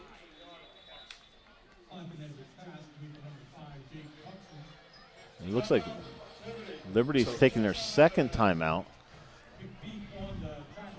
So Liberty takes a timeout. When I looked down, I thought it was going to be Easton that took the timeout. Liberty decides to take the timeout. The ball sits at their own 32-yard line. So we'll see what happens there. Be interesting to see now. This actually, if you're Coach Seneca, you're probably ecstatic. Liberty took the timeout. You got to stop. Let's get another timeout. Absolutely. I mean, you have 3. You can get the ball back if you get enough stops. Another ticket must be purchased to re-enter. Once again, there will be no pass-out checks issued at halftime.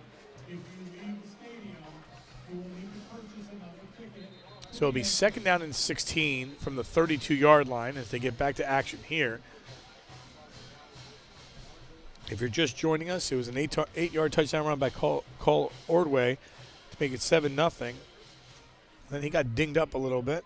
Looks like he's back. We haven't seen him, run, but we've seen him run a couple plays, so he looks like he's okay. Maybe it was just initial sting, But that's a good sign if you're Easton with a 17-7 lead from the 32. Fontenay sees the rush, and that one is incomplete.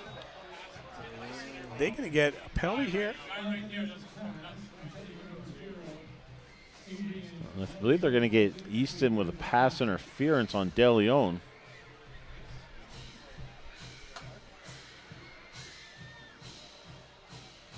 Yeah, you're right. I was looking more at the rush right away.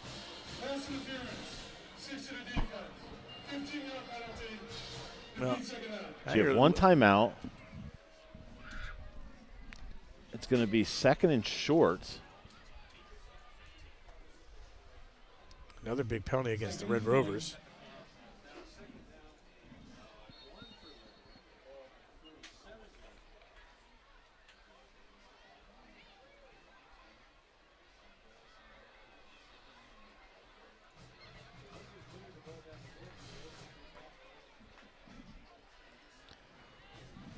So the first down marker, about a yard and a half. Easton will call timeout here. So the Red Rovers call a timeout here with 54 seconds left. When the stadium's courts and fields are quiet and the crowds are gone, St. Luke's Sports Medicine is still at work in athletic training rooms, on sidelines, and at practices before games and after games. No matter your sport or position, St. Luke's is on your team with the best athletic trainers, performance coaches, physical therapists, and orthopedic sports medicine, physicians, and surgeons. We'll get you back on your feet and back in the game. St. Luke's is the region's only varsity team in sports medicine. For over 175 years, New York Life has been helping families and businesses with their life, disability, and long-term care planning needs. Whether you have current coverage in place or in need of reviewing your options, please contact their office in Allentown to find the right plan to fit your needs. Call New York Life at 610-616-4430 today.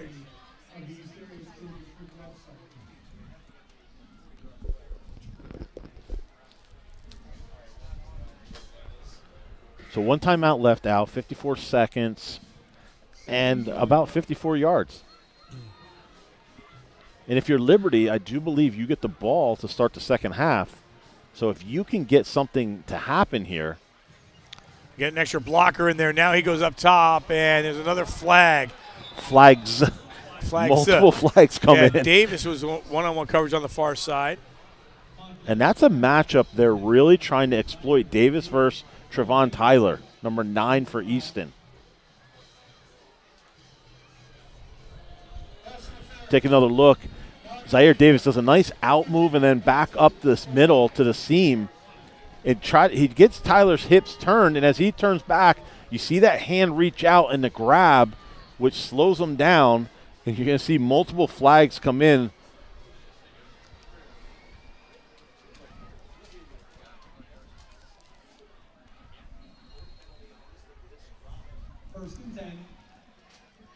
The ball at the 38 now.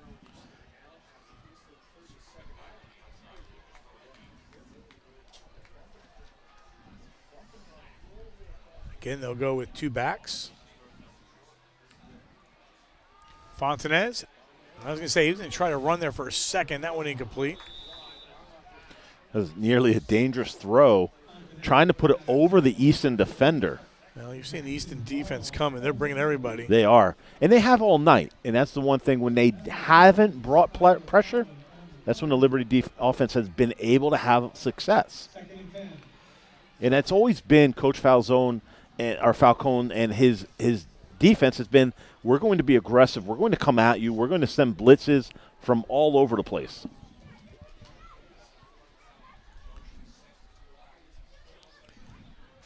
Second down and 10. Puxton lined up to the near side.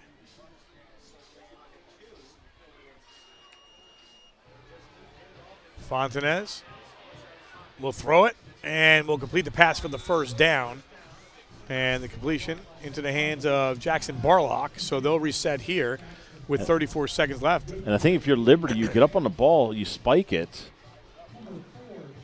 Now the clock kept rolling there, even on the first down. They give them that extra second. And we're going to get a penalty. It looks like they weren't set. No, that was double whammy there if you're Liberty. Usually you stop that clock for a second for them to put that first down there.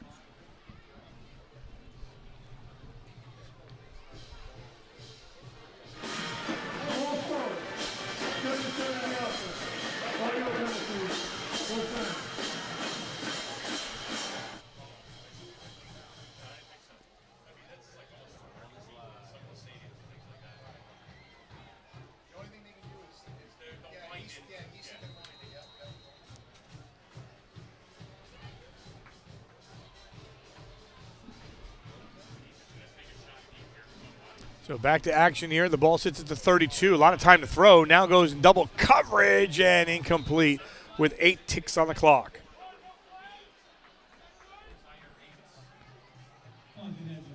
You have the one timeout. I think if you're Liberty, you can attack the middle part of the field and get yourself in a spot where then you don't have that timeout anymore. So that timeout's gone. And I was thinking you have that timeout, you try to attack the middle part of the field, maybe get the ball down to the 15, then call a timeout, and maybe kick a field goal. You go in 17-10, I think you take that as a win. Absolutely. I mean, even at 17-7, you're still taking that kind of as a win. No question. So 8 seconds on the clock. Tonight's game brought to you by Michael R. Glovis, financial advisor at Morgan Stanley in Easton. 101 Larry Holmes Drive, Suite 301. For all your investment needs, call Michael R. Glovis at 610-559-6380. Morgan Stanley Smith Barney, LLC, member SIPC. With that timeout, I'd have to think Liberty is going to put the ball to the end zone. I mean, you can't do other than that, you have to go to the sideline. And if you're Easton on defense, you have to be guarding against the sideline. Let them throw it to the middle part of the field. So 8 seconds left. The ball sits at the 32. And this will be the last play unless something happens. They'll throw that one, and it's up for grabs. It's tipped. And horn sounds. And they call incomplete as well on the far sideline.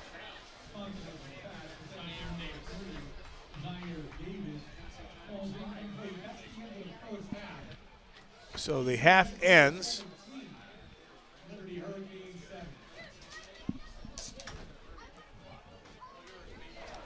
And we go down to Winston. Winston?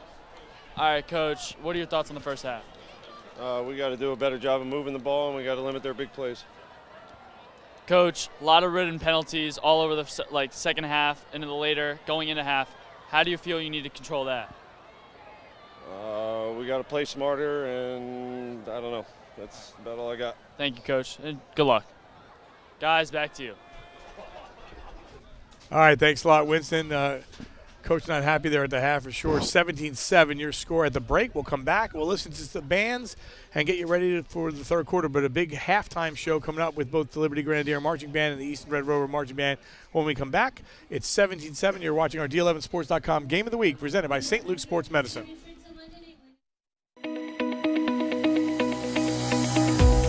Everyone has a story, and your smile is the best way to tell it. It shows your confidence, greets new people, and opens the door to new possibilities. St. Luke's OMS offers a revolutionary dental implant solution to help you regain your smile. The All-on-4 procedure provides a permanent alternative to traditional dentures for individuals who have lost all their upper or lower teeth. The benefits of our All-on-4 are experiencing immediate results, often receiving your new teeth on the same day as surgery, improving daily activities such as eating, speaking, and smiling, leading to a better quality of life. Long-lasting and stable implant design, providing a secure fit that dentures cannot. The All-on-4 procedure is minimally invasive, reducing recovery time and discomfort. Our OMS team members are experts in oral surgery and specialize in this type of rehabilitation, ensuring a safe and effective process. St. Luke's OMS helped me get my smile and confidence back. Once you have your new smile, our OMS team will continue to support and care for you to promote a smooth recovery. Get the smile you deserve with St. Luke's OMS. Contact us today.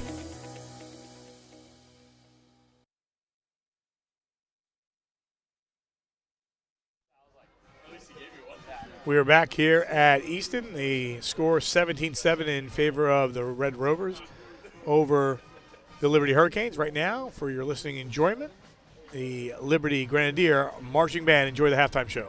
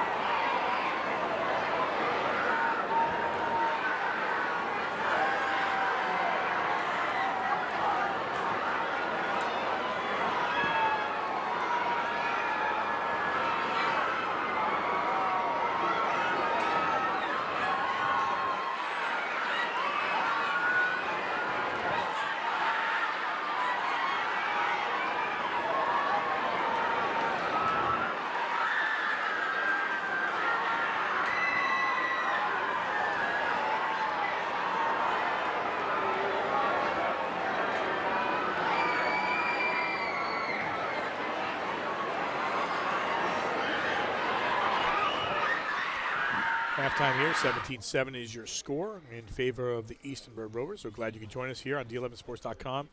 Our game of the week presented by St. Luke's Sports Medicine. And we heard the Liberty Grenadier Marching Band. And now down the field is the senior band members from Easton as they'll put themselves in a situation. And I think they will all be introduced for the recognition. They played before the game. Again, getting a chance to watch Liberty Grenadier Marching Band is always great. As far as this game is concerned, as they get ready to make these announcements, take it through the scoring, an 8-yard touchdown run by Cole Ordway at the 9:30 mark made it 7-0. Then a 30-yard field goal by Noah Barluca made it 10-0. Then with 2 seconds left in quarter number one, a 69-yard interception return by Sean McPeak made it 17-0. Then Antonio Fontanez went in for the score, made it 17-7. Now back, and we'll listen into the PA announcing with the students. Please applaud and cheer as each student's name is read and they step forward to be recognized. Melanie Almaris, flag. Escorted onto the field by Adon Almaris, Araceli Almaris, and Jorge Santos.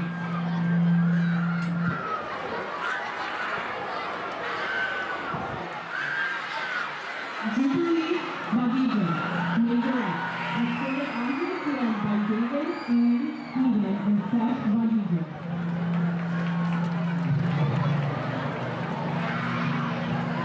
Maya Bennett, court professional, escorted onto the field by Christine Leckinson. Jessica Blevins, alto saxophone, section leader, and band president, escorted onto the field by Tiffany Johnson and Jade Blevins. Ethan Carlin, sousaphone, escorted onto the field by Nathan Carlberg, Sarah Meyerling, and Lena Carlberg. Jamie Lynn Perrion, sousaphone, escorted onto the field by Jamie Hunter and Jose Perrion. Tyler Chamberlain, baritone, escorted onto the field by Tara Armstrong, Amy Chamberlain, and Aubrey Chamberlain. Evan Cooper, majorette, escorted onto the field by Jordan Cooper and Georgia Ferguson. Jules Franco, clarinet, escorted onto the field by Lauren Knob, Skylar Knob, and Oscar Franco. Colin Gibbons, trumpet, escorted onto the field by Melissa and Mark Gibbons. Nevaeh Gonzalez, senior flag captain, escorted onto the field by Alicia Marat and Alex Gonzalez.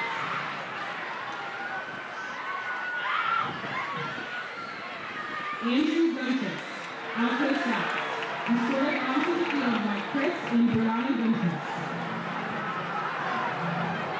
Madison Brigwood Gonzalez, sousaphone, section leader, escorted onto the field by Linda Gonzalez, Stephen Brigwood, and Charlotte Brigwood Gonzalez. Jazz Harrison, drumline captain, escorted onto the field by Donna, Reggie, and Alexander Harrison. David Hendrickson, trumpet and librarian, escorted onto the field by Alex and Brett Hendrickson. Camilla Pagano Lara, flute, escorted onto the field by Miracle Garcia, Jamie Lee Hidalgo Lara, and John Franklin Hidalgo Lara. Allie Hogan, major captain, escorted onto the field by Beth Jonathan and Annie Hogan. Cassandra Hoffman, clarinet section leader and band secretary, escorted onto the field by Ashley and Brian Bachman. Daniel Kaminsky, trumpet, escorted onto the field by Anisha and Patricia Kaminsky. Jasmine Carr, flute section leader, escorted onto the field by Harmeet Singh, Karen B. Wallace, Adan Holland.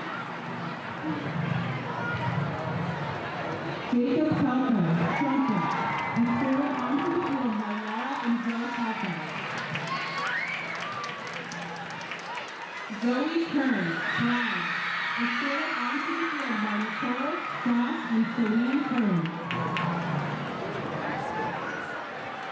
Julia Latin, trumpet. Escorted onto the field by John, Clarissa, Andrea, Emily, and Hannah Latin. Lauren Lindemann, tenor saxophone section leader. Escorted onto the field by Katie, Steve, and Alex Lindemann. Juliana Maldonado Castillo, majorette. Escorted onto the field by Herbert Maldonado, Gloria Castillo, Isabella Maldonado Castillo. Addison Romano, horn section leader and band vice president. Escorted onto the field by Andrea Williams. Sean Madison, drum major. Escorted onto the field by Jake and Kate Madison. Nellie Moline, majorette. Escorted onto the field by Melissa, Julianne, and Eddie Moline. Avery Moore, clarinet. Escorted onto the field by Terry Quinn and Ron Moore. Alexandra Mozovsky, escorted onto the field by Adam and Kinga Mozovsky. Austin Neville, trombone, escorted onto the field by Megan Neville. Natalie Cleave, youth section leader and band president, escorted by Eric, Melissa, and Carter Peake.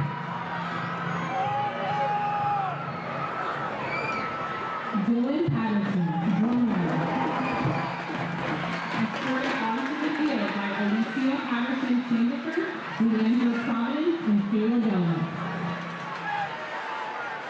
Samantha Peterson, peak section leader. Escorted onto the field by Tiffany Hubbard, Nathaniel Peterson, and Cameron Peterson. Tiara Philpott, drum rider. Escorted onto the field by Tian and Cameron Philpott and David Price. Brianna Phoenix, kick. Escorted onto the field by Tracy, Macon, and Roman Phoenix. Samantha Ryan, clarinet section leader. Escorted onto the field by Lynn, Tim, and Tim Ryan. Isaiah Smith, kick. Escorted onto the field by Rob and Don Smith. Isaiah Smith, clarinet. Escorted onto the field by Tamara McBride Smith, Darren Smith, and Tyler Smith. Ariella Strickland, flag captain. Escorted onto the field by Erica Sertel, Danielle Wyatt, and Kevin Cassiano. Ashley Souza, majorette. Escorted onto the field by Medea Silva, Vilmar De Souza, and Stephanie Souza. Ty Stefania, trumpet. Escorted onto the field by Jen, Steve, and Andy Stefania. Adriana Stanley Rizzo, flute. Escorted onto the field by John Stanley, Esperanza Rubella Garcia. Brandon Seth, clarinet. Escorted onto the field by Barbara Baxter, Andrew Benko, and Tessa Benzo. Angela Scholl, flag. Escorted onto the field by Jennifer Scholl, Phil Scholl, and Amy Mills. Ian Schwartz, tenor sax. Escorted onto the field by Julia and Nick Schwartz. Christian Moore Stratton, drum major. Escorted onto the field by George Nomar, George Nomar, and Hayden Dixon. Joseph Tree, Henderson. Escorted onto the field by Casey Ebert and Daniel Tree.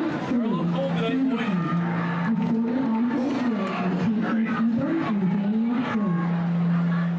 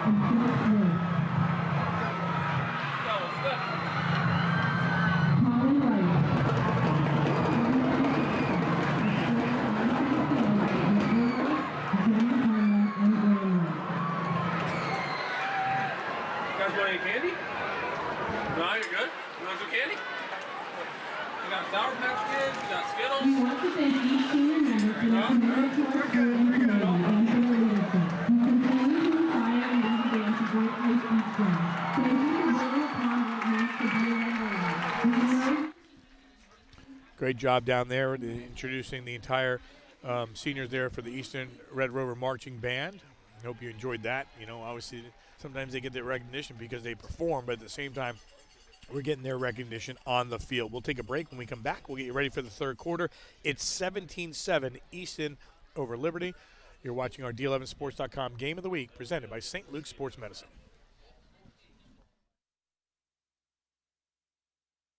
Learn what makes you unique with no-cost genetic screening through DNA Answers, a community health research program available through St. Luke's.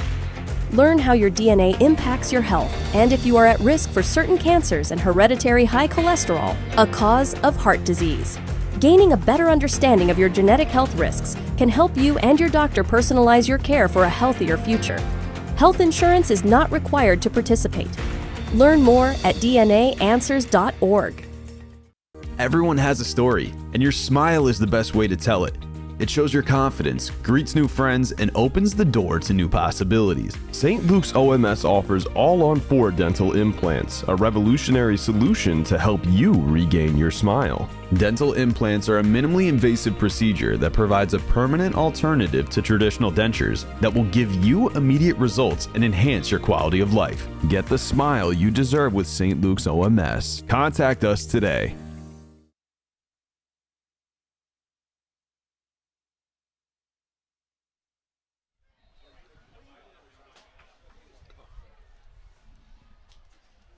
We are back. 17-7 is your score.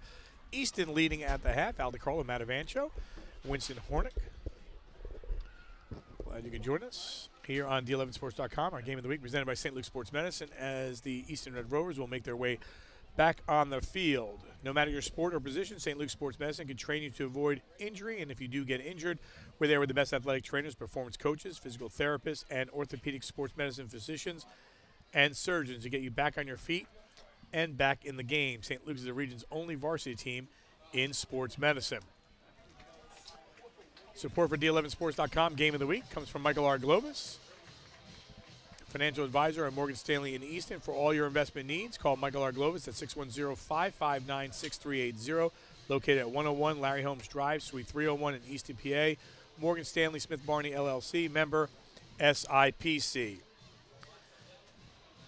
For over 175 years, New York Life has been helping families and businesses with their life, disability, and long-term care planning needs. Whether you have a current coverage in place or in need of reviewing your options, please contact their office in Allentown to find the right plan to fit your needs. Call New York Life at 610-616-4430 today. If you're a student from any District 11 school interested in broadcasting, journalism, or photography, check out D11Sports.com. Follow your dream, get close to the action, take part in our student internship program. For more information, contact your athletic director or reach out to myself or Dave at D11Sports.com. We've got a couple students that are in the house tonight. Winston Hornick is down in the field. He will have the post-game interview as well. Madison Orlicki was just part of the Liberty Grenadier Marching Band. Isaac Morales is a new one of our students. He's on the far sideline taking some photos. We can get those on Twitter a little bit later on. He's a sophomore. And Zach Sherwood's in the stands, hanging out tonight, relaxing. I think he's in that mix there with the. They have a little crowd that Easton has, a little fan base. What's it called? Little fan base over there. Rover Nation. Rover Nation. So he's in that mix too. So a bunch of students there as well. Well, as we look at this matchup, again, take you through the scoring before we get ready for the second half. 8-yard touchdown run by Cole Ordway at the 9:30 mark made it 7-0. Then a 30-yard field goal by Noah Borluca made it 10-0. That came at the 1:39 mark. And then with 2 seconds, Liberty driving, changed direction. 69-yard interception return by Sean McPeak made that 17-0 after 1 quarter of play. Antonio Fontanez then went in for the score to make it 17-7. That came at the 3:47 mark. We saw in this game Ordway get dinged up, backup quarterback get dinged up. But if you're Easton, you had the lead 17-7. Liberty last play got down to inside the 10-yard line or so, but they ran out of time. Liberty gets the football to come out in the second half. So in these type of games, that was a 20-minute halftime, plus you add the extra 3 minutes, plus it was a little bit more than 20 minutes. So you're in the locker room, I'm going to say about almost 30 minutes. Mm-hmm. By the time you walk off the field, you come back out. Is this almost a restart for these two teams because it's been so long? I mean, I know you're used to it week to week, but this one, it's a colder night. Things are different. You got to get, reset, and now Liberty starts with the ball. It is a little bit of a restart. At the same time, though, if you're Liberty, you're looking at it like, wait a minute, it is I'm down 10. They need to get going right away, immediately, on the offensive side. They need to be able to get that ball out and around to their playmakers, get Zaire Davis involved, get Puxon involved more. And I know Puxon's being covered predominantly by Sean McPeak of Easton, but at the same time, he's your go-to guy. And they're giving you one-on-one coverage with him. I think you need to go after that matchup as much as you can and come back to it every once in a while and see what you can. You have to trust your guy to make plays. Well, we'll see what happens here in the second half of play. This is going to be one of those long kind of nights. It's already 10 of 9, and we're starting the second half. Yeah, this is going to be. I believe this is going to be a long second half too. Hopefully we are treated to some high scoring, get a lot of action going. Next week we'll be at Phillipsburg for the Union game against Peaburg. Then we'll have Southern Lehigh and Northwestern, and also Liberty and Freedom. That's what we have slated here for the regular season. Number 0, Adrian Gallione. Number 22, Gabriel Green. Beat for Liberty.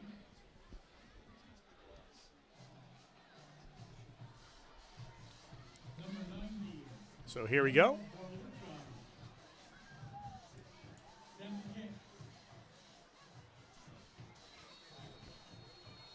Noah Berluca set the kick of this one off here to start the second half of play from Cottingham Stadium. And that will be fielded at the 9-yard line and up across the 15 towards the 20. A little break there coming through, and say the 27-yard line on the return by by Zaire Davis, I believe. And for Liberty, you're happy that you were able to get that return. You're able to get it up, and without a fumble. The last kickoff you returned was that one that was near disaster where Easton got the ball back inside the 25-yard line. I think what we're going to see here, too, is, a lot of, the games that we were talking about, and we'll talk about the standings, in a little bit, but I think you're going to see games, being done before we're done here. But this becomes an interesting first drive if you're Liberty. As you take things over from the 28-yard line, Fontanez will throw on first down and will complete the pass and go to the far side and get it to Zaire Davis. That's a good pickup on first down. You're allowing Fontanez to get in the rhythm early. We had mentioned early in the first quarter that we didn't feel offensively they were in any kind of rhythm. They were just disoriented. And you come out, you get a quick completion, you're second and short. You have a lot of things that you can do offensively. You can run Gabe Green. You can run Fontanez. You can bring a receiver on a reverse. or you can throw the ball downfield. You just have a lot of options. And taken here by Green, and Green fires through the hole. How about that run?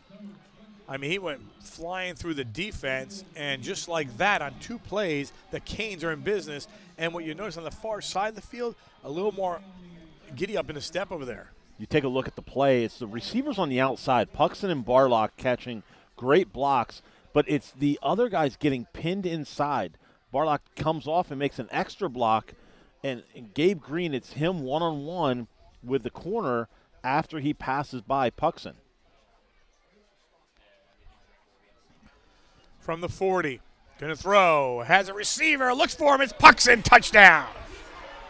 40-yard touchdown, Fontanez to Puxton, and we've got a game. And I'd mentioned how he is your go-to guy. Even though Easton has their best corner, their best defensive back on him, I think you have to go at him, and now there's a flag way behind where the official was walking alongside 3 Easton players.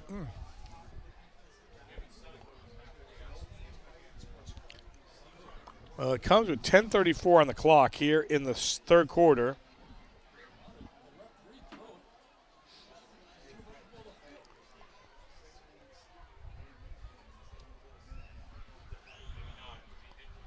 That's a perfect pass play to Puxton. I'm going to throw this out there, Al. If this is personal foul against Easton,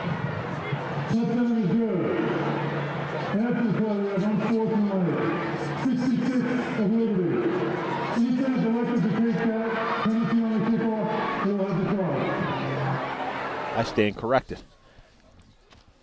You didn't even say what you were going to say. So it must have been Davis saying something as they were running down the field. But I was saying, you get Puxton involved. And regardless, even if Easton does have their top defensive back on him, it's one-on-one coverage. It's one-on-one. You have to go your man versus theirs. You have to trust your guy to make the play. Here's Christian Hackett. Snap, the hole by Puxton. That one is up, and that one is through to make it 17-14. Now, we said coming in here into the game, into the third quarter, opening drive, what do they got? Well, they had 2 big pass plays and the touchdown and a run play. Yes. You see the adjustments that were made in favor of Liberty. You know, it's getting the ball to Puxton. It's getting Gabe Green to the perimeter, getting the ball out of Fontanez's hands quickly. That being able to get the ball out quickly is going to negate any kind of pass rush that Easton would have.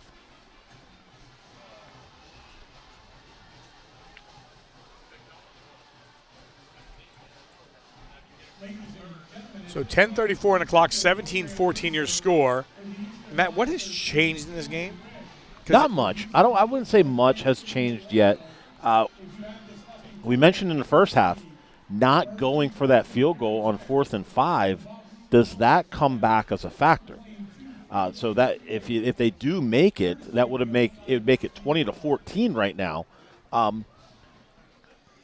But this is Easton's first chance in the second half to get their offense on the field, and I think they have the ability offensively to go out there and kind of control the line of scrimmage, control the clock, and they can eat up a lot of this time. Well, this big drive coming up now for the Red Rovers, see if they can get back the momentum. And a lot of room all the way up towards midfield. Javon Tyler, the 5'7" senior, got himself in great position. So, he's for the most part has had the ball in great field position, when they started their drives. You're 100% right. And if anything, I think right now you work Martinez in the running game. You use Ordway sparingly in the running game, and you have to lean on this offensive line.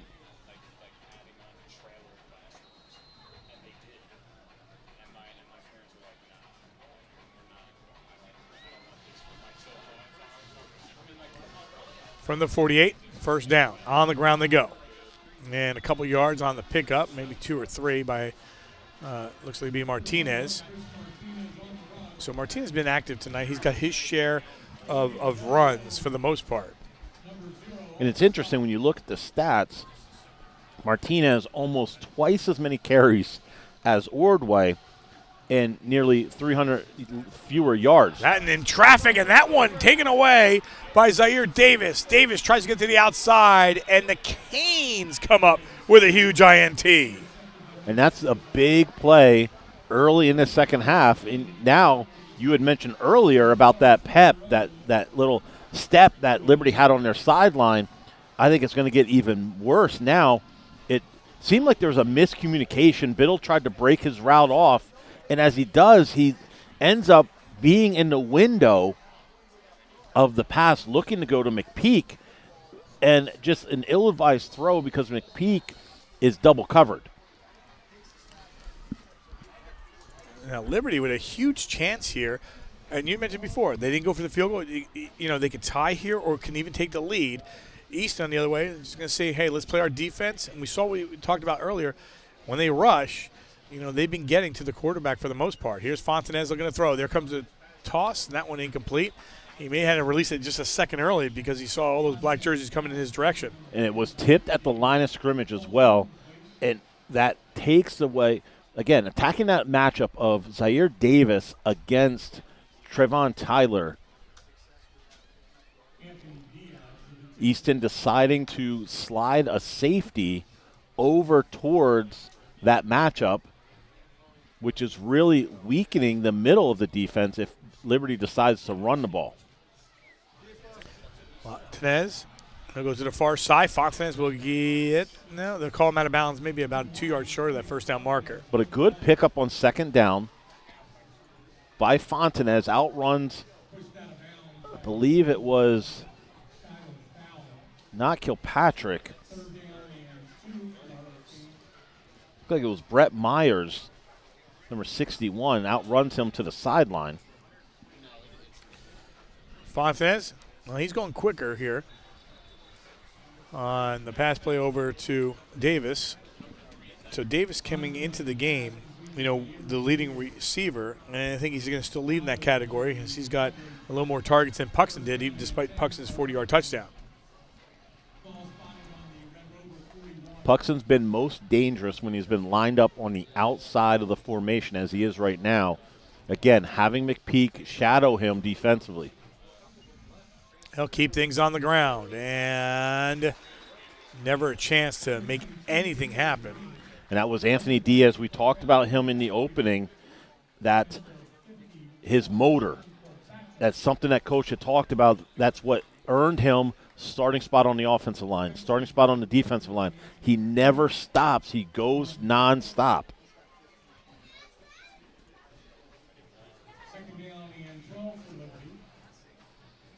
So second and long, interesting.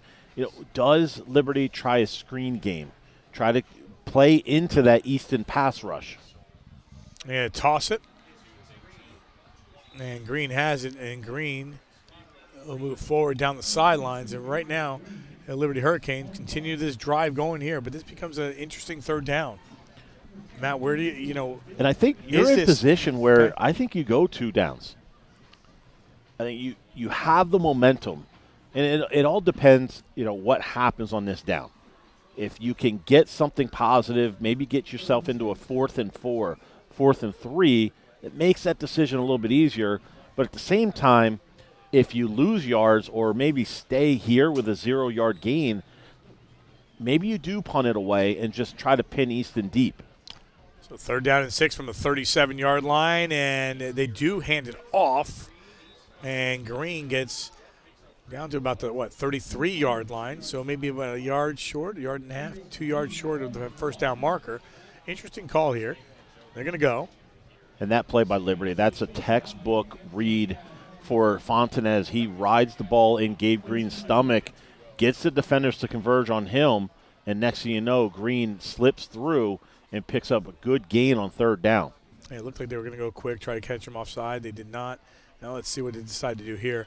There's 12 seconds on that play clock. They're going to throw. Here comes the pressure. Has the receiver one-on-one coverage and is flag again. You know, Matt, I know the Easton side's not going to be happy. Every time Liberty throws the ball, it seems like there's pass interference. That being said, you see the Liberty receivers are so athletic, and then they make these plays, and you're tugging on a hand. They're going to call that every time, and it's not a pass interference; it's a holding it. Correct. It's a holding call, and what's happening is it's in the jam. It's before the ball's in the air. Initially on the contact, he's just grabbing the jersey, and what he's trying to do is grab the jersey, slow him down, to allow himself to make up some ground and get deeper and stay over top of the receiver.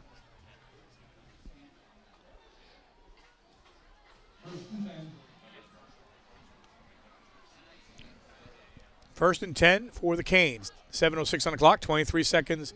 The ball at the 23-yard line, looking to throw, and will go. Thought he had the catch, and he got popped out. Good job defensively. Initially, he did have the catch, and as he continued to move, you have to credit Tyler on getting his hands in there to knock the ball out. You mentioned multiple times Frank Lane calling the plays for Liberty. Many of us know Frank Lane as a record-setting running back for Easton back in the 80s, last century. Hey, that's when I graduated too, all right? Listen, I graduated last century yeah, that's too. True. Fontenez throwing, has a receiver. Yes, sir. Touchdown. 23 yards into the hands of Christian Kontakis. This is very similar to what we had called with Nazareth against Freedom. They use that third receiver in the three-receiver set, allow him to bend up the seam over the middle. The safety comes over top because they're so concerned with Jackson Barlock. They're so concerned with Jake Puxon on the outside, you lose Kontakis because then you also have Zaire Davis on the other side who has safety support, and then you have nobody in the middle of the field, and they take advantage of that opening. So here's Hackett looking to kick off.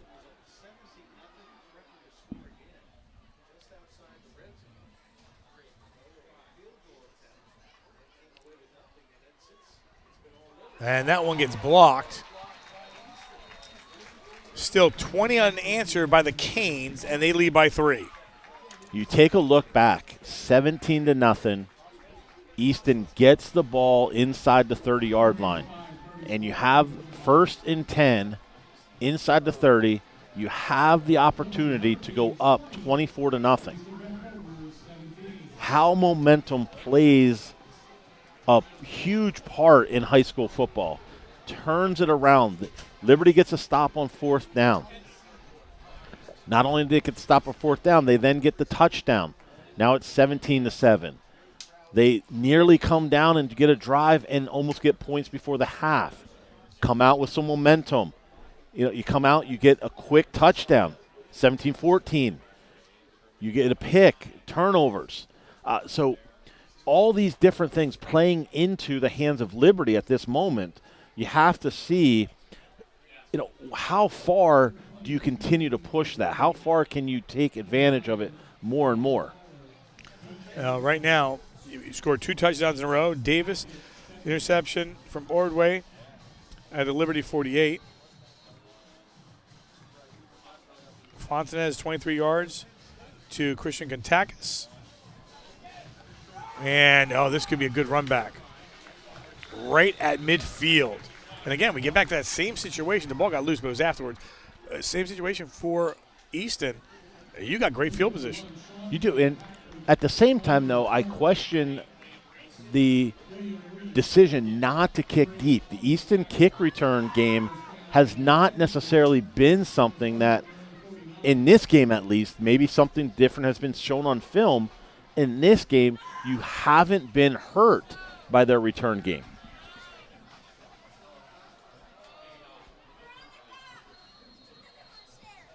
All right, back to action here. 20-17, Liberty now on top.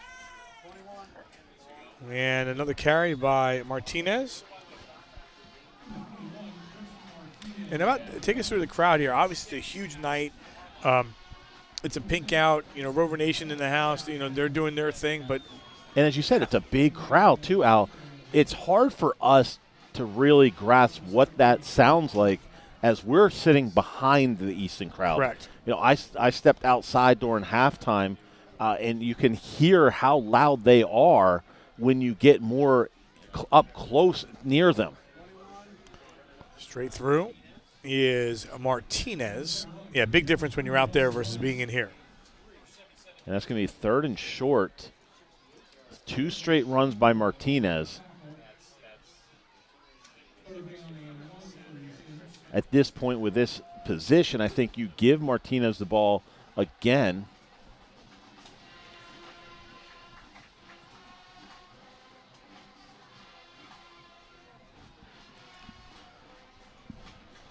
Is this going to be one of those games that comes down to the wire, last possession? I mean, there's still so much time left in this game. But each possession is going to be huge here. And again, you're Easton. They're trying to get that first down. They will move the chains for a first down. If you're Easton, you're just trying to, kind of get back in the flow of things. You scored 17 straight and haven't scored since. And we were talking about it earlier. Hey, you're that a second away from going up 24-0. Exactly. And this is going to be a good test, I think, for both teams right now. Liberty had that game against Penridge where they had the opportunities. They had the opportunities against Nazareth. They slipped away.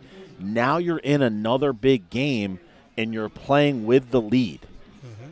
Easton, on the other side, you've really been rolling all season long. I'm not quite sure, without going back through so much of the stats, I don't know how often they were playing with a deficit. How are they going to respond in Coach Seneca's group? How are they going to respond with that? You're talking about the other team from Bethlehem, too, Freedom. And you keep talking about how they're starting to play better. Well, they're winning 35-14 tonight in their contest, and that's who Easton has next. And I'm telling you, I really do feel they're playing their best right now.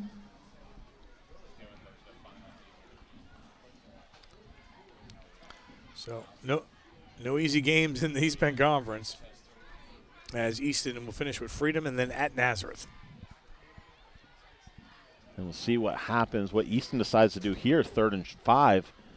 If they don't pick up the first down, what do they do on 4th down? Well, I haven't seen Ordway run. Let's see if he decides to tuck it and go. This is all pass, and now he'll go. And, wow, how about these? It looked like he was just going to maybe just get 4 or 5 yards, and all of a sudden he just turned up the burners and took off and got down to the 21-yard line. Defensive line took too long to converge back on Ordway, but you credit Ordway with a nice run to pick up that first down. They'll go quick here. Oh, thought they were.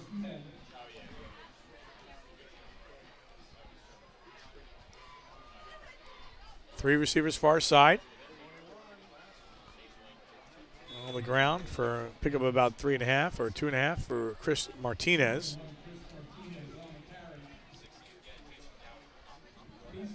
We are into week 8 of the high school football season, folks. Matt, who used to coach with just shorts. And not anymore. No. Now he's a different person. 20-17 your score. And Martinez will bring up another 3rd down. Now, what was it about, wearing the shorts? I know John Tolman's like that. There's a couple coaches that refuse to, I'm wearing these shorts. I don't care if it's 30 below zero. And then you go home, you're like, oh, what did I do that for? But you still do it. At first, it starts off, the weather's nice. It's great. All right, I'm going to wear shorts. You start to get the weather to turn. It's okay. I can handle that. I can wear the shorts. And then all of a sudden, you're like, wait a second. This is now superstition. Now you have to. I had a buddy of mine who would tell me, he goes, you should do the complete opposite. You should wear a snowsuit from the beginning of the season to the end. So you're ready. You prepare for the end, not the beginning. Here's Ordway. And Ordway, wow, look at Ordway. He'll get to that's going to be a first down. No, it's not. Excuse me. The far side official has it I'm not sure about if there's a flag. Short. They're blowing the whistle as if there's a flag. I can't see it. Flag on the far side.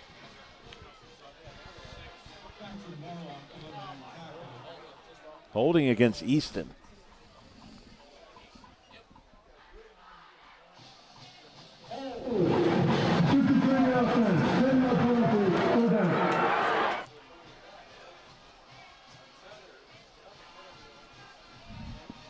So what was a good run and scramble by Cole Ordway gets negated by that holding call.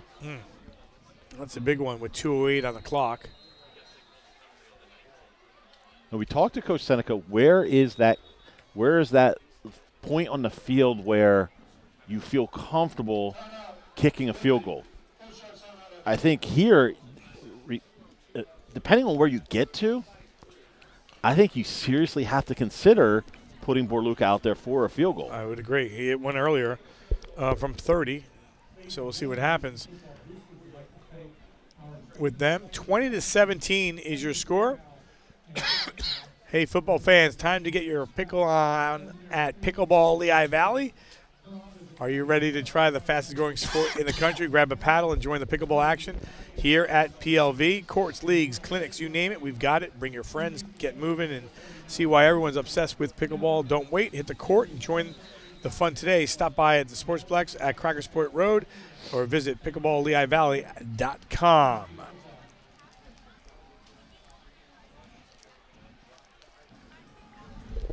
When we get a chance, we're going to go through the standings. I don't know if we're going to have a chance tonight. I know. That's the way it's been. Well, this is a big play here.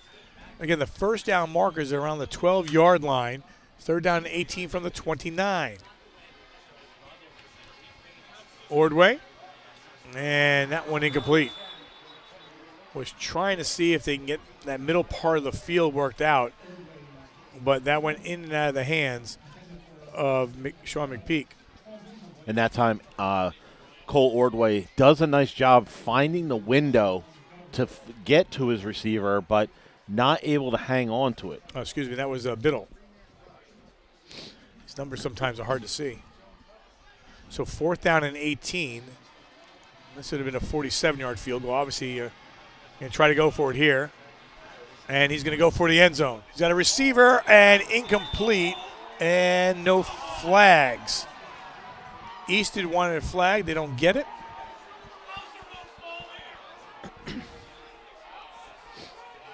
And that's well, Matt Seneca is not happy on near sidelines.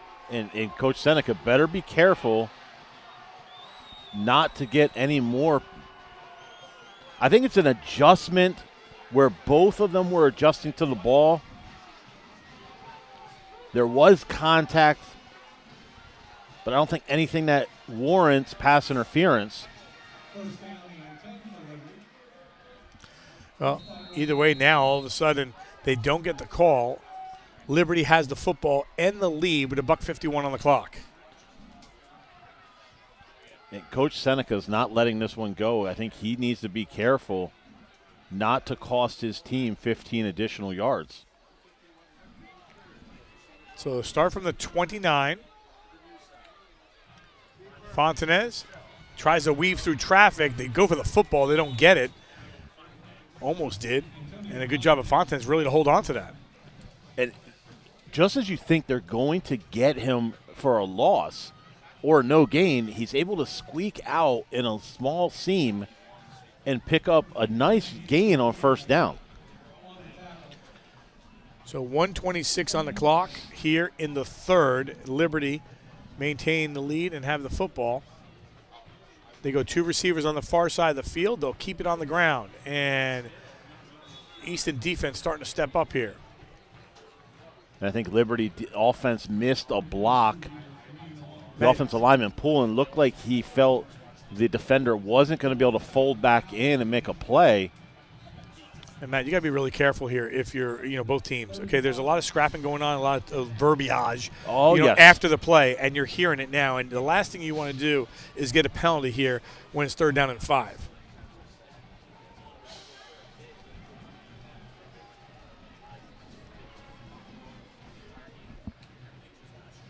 The ball at the 34-yard line. Lost the football for a second. Fontanez is going to try to throw it sideline. He'll complete it. They'll say he goes out of bounds, or they say no catch. They're going to say his foot was out of bounds when he caught the ball.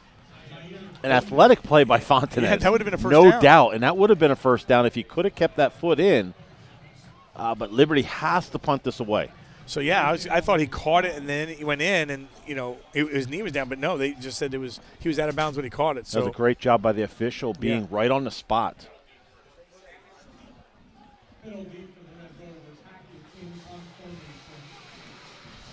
Easton has come close multiple times tonight to blocking a punt. Not going for this one. And the Easton Red Rovers will take the ball over at the 31-yard line.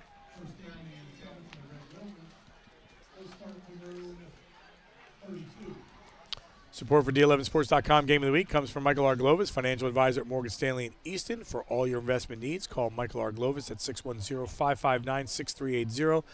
Located at 101 Larry Holmes Drive, Suite 301 in Easton, PA. Morgan Stanley Smith Barney, LLC, member SIPC. Maybe one snap here, and at the end of the third quarter, we'll see how they play it. I know. It'll be 3 or 4 snaps.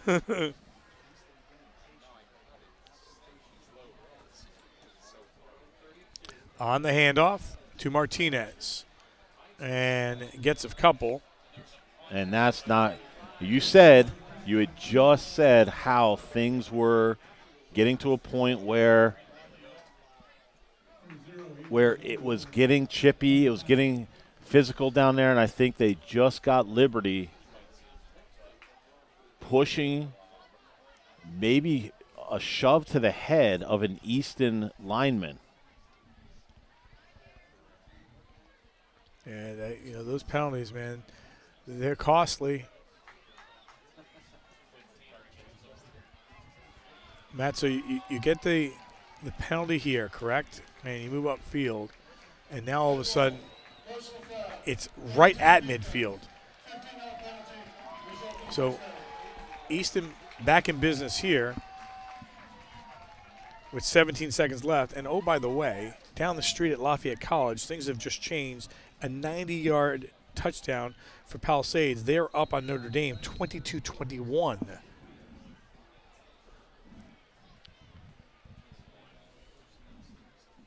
Here, 20-17.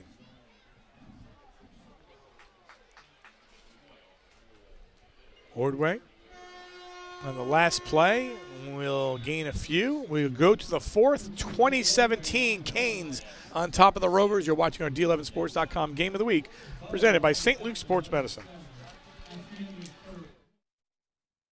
St. Luke's is consistently first in the region to embrace innovative technologies, providing better care for heart and vascular patients. Simply put, you can trust St. Luke's to treat your heart better. When it comes to heart and vascular care, put your heart in the best hands with St. Luke's.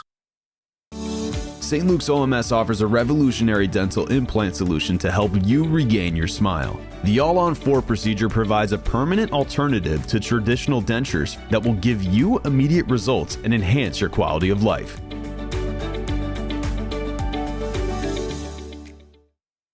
Stay active. St. Luke's Orthopedic Care will get you back to doing what you love.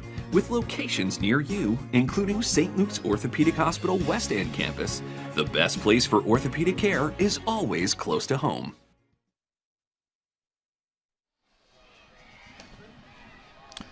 We are back, 20-17 your score, Liberty over Easton. Glad you could join us here, our D11Sports.com Game of the Week, presented by St. Luke's Sports Medicine. Into the fourth we go. Easton is down. They were up 17-0, 20 straight, and a missed extra point by Liberty. And now here's Ordway. Ordway starts the fourth with a first down as he gets about 16 yards or so. And in business, Matt, your thoughts through 3 quarters? I think Easton's offense has sputtered up until now after that hit on Ordway, after that tackle on Ordway. It seems like he's back in his groove. He wants to run the ball. He wants to do more, and we'll see if that continues. And Liberty offensively has really shown up the second half. They've done a lot more successfully. What has to happen, though, it's going to come down, you said it, who can control their emotions the most? Who can stay disciplined and continue to do what they're supposed to do? Just underway here in the fourth. 2 receivers to the far side, 1 here to the near side for Ordway.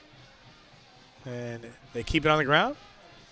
And Martinez gets inside the 30 down to about the 27-yard line. They put him down at around the 26.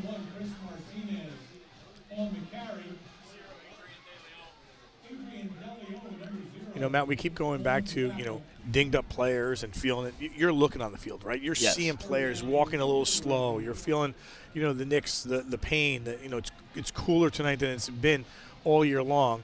And Ordway takes it himself and will move the chains for another first down as he gets down to the 20-yard line. So Easton in business here. All of a sudden, like you said before, the attitude has changed here. It looks like I for the think Red it has Rovers. to. I think they, you know, Coach Seneca probably said some choice words, had some words with his offensive unit at that break to try to refocus them and get them ready to go. Martinez far side has a lot of space, and Martinez gets down to about the 2. And it looks like there. Is this coming back? I think there is a flag over on the side. Easton fans not happy I was going to say, Matt, with these calls. You know, we can't hear the crowd as much, but we can definitely, you know, Rover Nation and all that, they're on the far side of us. But, boy, you can hear the crowd right beneath us.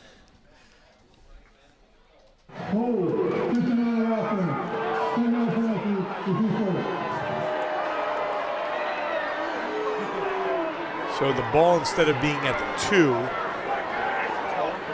the ball sits at the 26-yard line. Big, big difference. First and 15.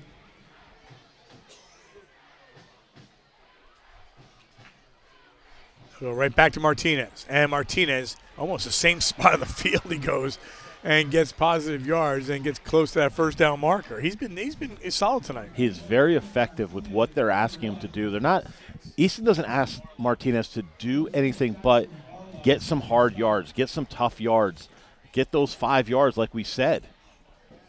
Well, gains a few more of those. We'll move the chains. It'll be first and goal here for the Red Rovers right around the 5-yard line. Came in with 759 yards rushing.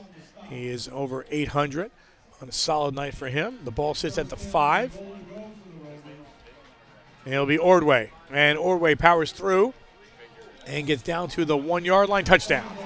A 5-yard touchdown by Cole Ordway. And Easton has taken the lead.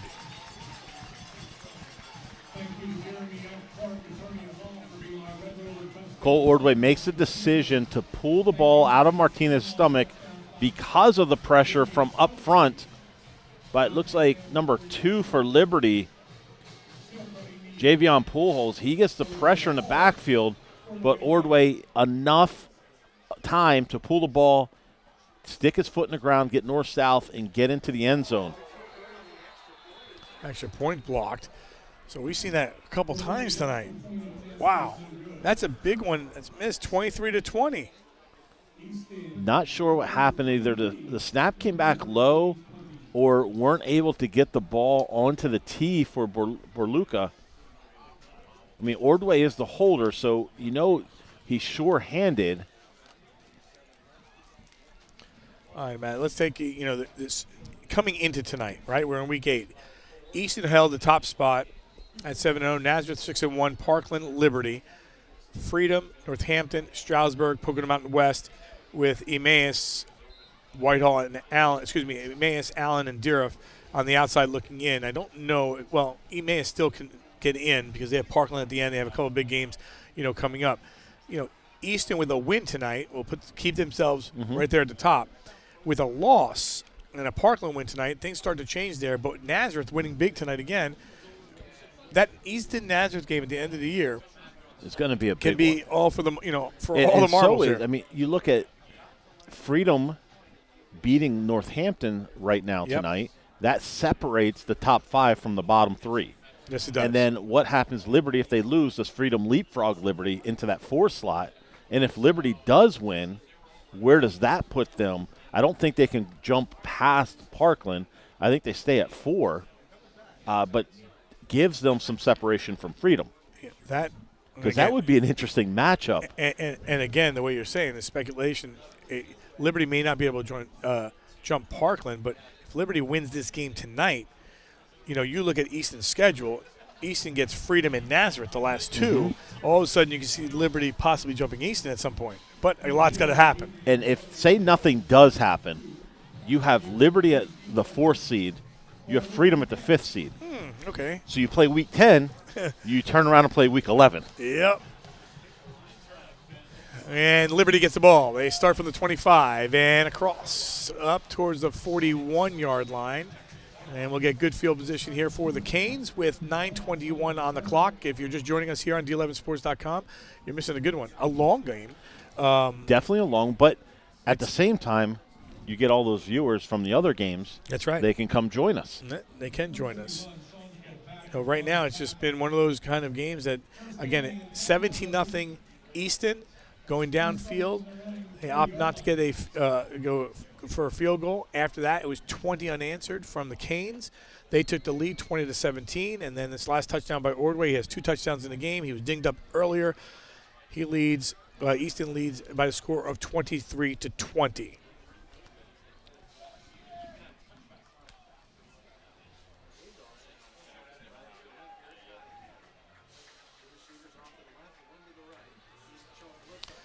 Fontanez avoids getting hit the first time and then gets eaten up. Those are the ones that you want to throw it, but then you know if your arm goes back once again, it's going to get knocked out. And that was one where they brought everybody. They brought all front 7, went 0 coverage in the back, manned up everybody. Fontanez has to see that blitz coming. He has to see that pressure and get the ball out to his receivers. Get another look at this. You see everybody. He had Barlock. He just didn't have enough time to see him, but he had Barlock running free. If he gets the ball to him, I think Barlock's still running.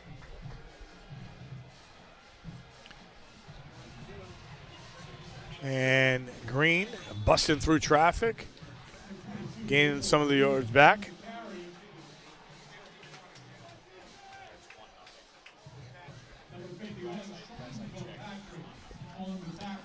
Again, the clock starts to become not a factor yet, but yes. Because if this is a long drive, then you see, okay, you always say, is there 3 possessions left? Is there only 2? Here's Green. Green with a burst of energy across midfield to about the 47-yard line.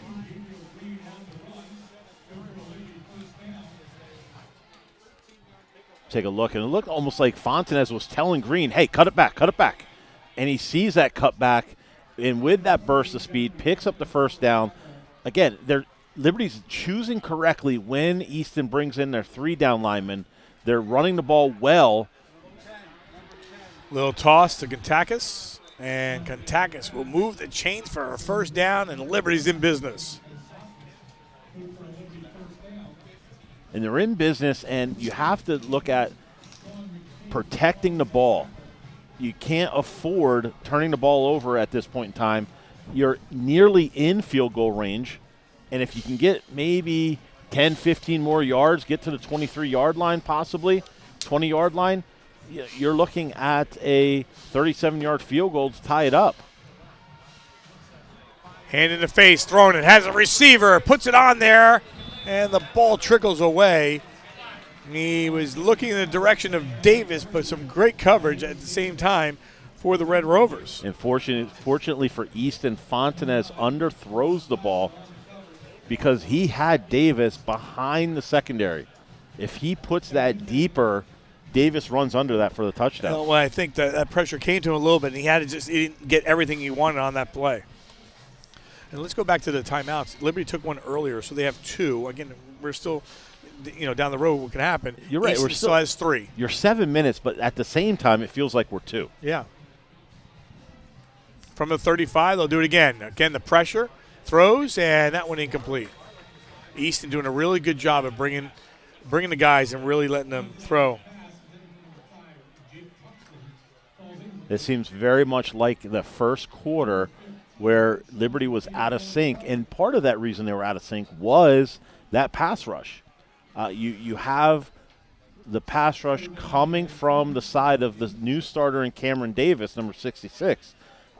Very talented lineman. Just, in a big game like this, that's hard to make your first start. 3rd down and 10. The ball to 35. Liberty down by 3. Pressure again. Has the middle part of the field, and that one overthrown. Was looking for Barlock. Barlock had his man beat. And I think that's going to be a matchup. You're going to see Liberty come back to Barlock versus Foreman, number 4 for Easton. So, Matt, I was going to say, they're going for it here. Where the ball is sitting on the field at the 35-yard line. We're seeing Liberty, yep. All right, so the Canes are going to talk about this a little bit. My point was, Easton's had the football at the 40-yard line to start drives on a number of occasions anyway. So you're sitting, all right, well, if we go for it, don't get it, they're at the 35-yard line, we're still okay with that because that's how it's been. Excuse me, you try to punt the ball away. I think the odds of you getting it down inside the 5 is pretty slim, right? So, I agree. So I think they're going to go for it here unless they decide – I mean, this is too far of a field goal. You're talking about 52. We talked about Coach, and he said in the 40s, that range. So I mean, if you were maybe back a few years, you had Zahadak. Maybe you kicked the field goal. Yes. Not now, though. I think you do go for it. I mean, it's 7 minutes left. You've been playing pretty well defensively against Easton. Cole Ordway did begin to get hot that last drive. Is this a trick play? I don't think it's a trick play. I think what you do is you try to free up Barlock over the middle. You send Zaire Davis deep, one-on-one against Tyler, and you try to get pucks in right around the first down marker, either on a comeback route to the outside or have him cutting to the inside. He's going right in the middle. Puxton's right there, and let's see where he goes. Looking one way, and now he floats out. Fontenet's going to throw, and that one incomplete. So 3 straight plays, they try to go downfield, and 3 straight plays for Easton. That defense came swarming on him. Did a good job of getting out of the pocket, but couldn't get the ball where he wanted to, and Easton takes over here with 6:53 on the clock. And really, for them, there's only one timeout for Liberty. You can really take your pace here if you can move the ball on the ground. They've been doing a great job with Martinez and Ordway. That's going to be the key. Can they continue to pick up first downs? I was about to say that was a very dangerous play. Fontenez breaks contain, and once you have your quarterback scrambling, it's anybody's game, and he had some receivers breaking free downfield. Just fortunately for Easton, Fontenez not able to find them. So Easton with the 3-point lead. Start with the ball at their own 35-yard line. Ordway. That's Martinez. And Martinez is flagged on the play. And I'll be the first to stand up and say, if you're an Easton fan, you cannot argue this call. Right. You cannot argue this one. It was right in front of referee Brian Bannon. You had the offensive lineman grabbing the Liberty defender. Oh, I still hear rumbling. You may. They can go home and watch that. Come on our broadcast and watch that, and you will clearly see that hold. Well, that moves the ball back to the 25-yard line. We always say there's a hold every play. Yeah. And there is. The difference is how blatant is it out in front of an official. Ordway. Now Liberty's defense coming to play here. And that first down marker is right at the 45-yard line. You know, Matt, I always, and again, I don't know if it's going to come to play or not, but, you know, you always ask the coach how far, distance-wise. Is the wind going to be a factor? What's going to happen? You know, both coaches shared right around the 40 in that, you know, in that range, a 40-yard attempt if they had to win the game or, you know, tie the game if you're at Liberty. But right now, if you're Liberty, you're trying to get the ball back. Easton, they've done a good job of moving this football. And I don't think, I mean, we were down on the field earlier. It did seem like there's a breeze going from our left to right, which would favor Easton in this case.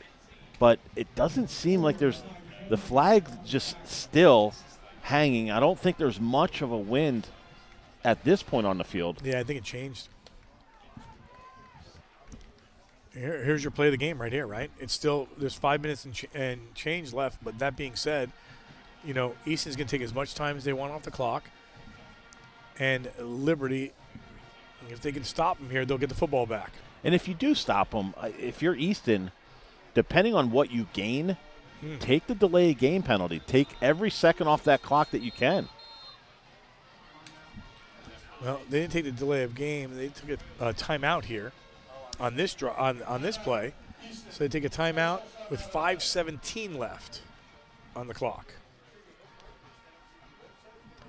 Glad you could join us. Here, our D11Sports.com Game of the Week presented by St. Luke's Sports Medicine. That 3A classification, Notre Dame in a back and forth game, they were down 22-21, and now all of a sudden it's 27-22. Notre Dame back on top. You know, that's becomes huge in that 3A classification. Again, you know, you get that number 1 spot, then you know you're looking at number 4 is a big difference. Notre Dame, Northwestern, North Schuylkill than the rest of the teams in that 3A class. Exactly, and if you can get that 1 seed. And try to get that 4 seed in that first round, you want to stay away from one of the Northwesterns, Notre Dame or North Schuylkill. Yeah. You kind of in that case want to be the odd man out. Right, exactly.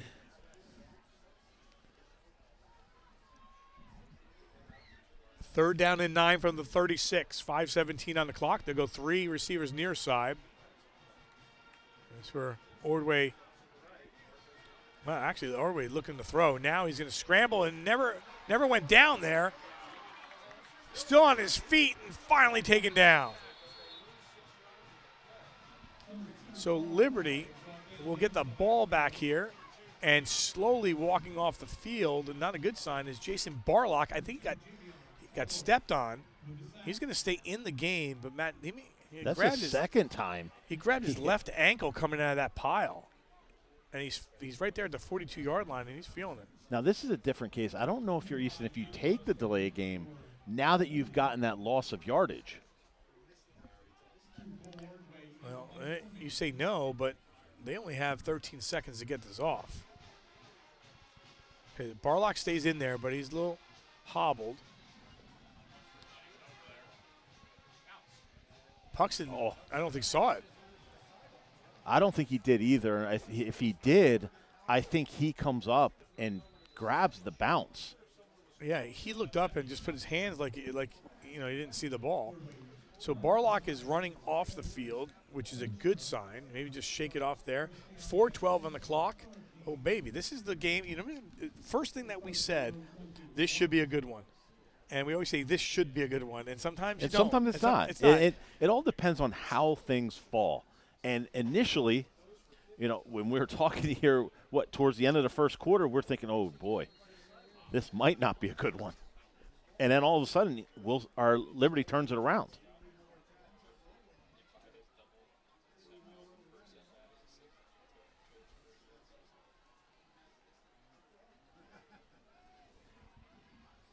So 4:12 on the clock. Easton leading 23-20.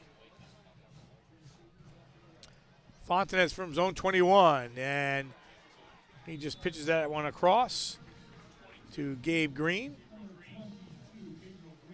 Again, 2 timeouts for Easton, 1 for Liberty. And Easton had Gabe Green at the line of scrimmage, but he's elusive enough to break out of tackles and pick up 5 yards where there were 2 Easton defenders ready to make a tackle.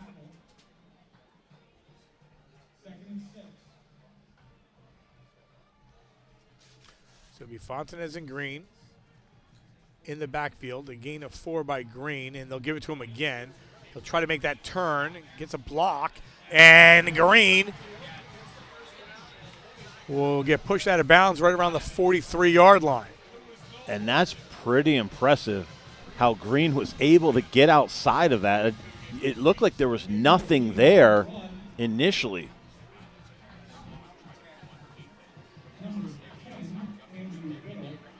Yeah, it looked like Fallon just took a bad angle. 23-20 from the 44. And they'll pitch this one across. That was a dangerous one. But getting up towards about the 46, 47-yard line is Green. So, Matt, do you like the way they're going here? Boom, boom, boom, taking some time off the clock. Are you waiting for that long pass here, or you I think kind of you like stick with what you're doing. Right now, you're having a lot of success with Gabe Green. You see how the matchups line up.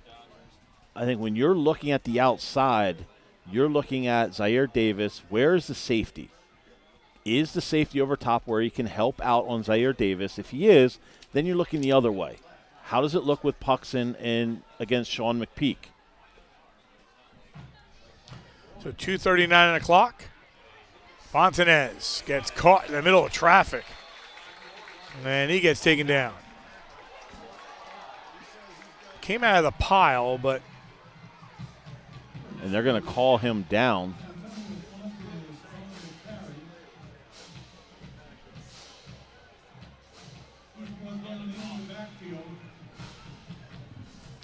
So 2:13 on the clock. They'll get the clock to roll here. First down marker sits at the 46-yard line. Well, Matt, maybe you don't have to get it all, but regardless, you're going twice here. Yes. It looks like we have. The question was, Fontanez's helmet came off. This would be. And now we have an Easton player down.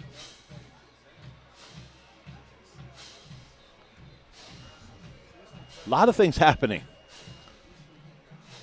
Yeah. All right, so their work on the Easton player.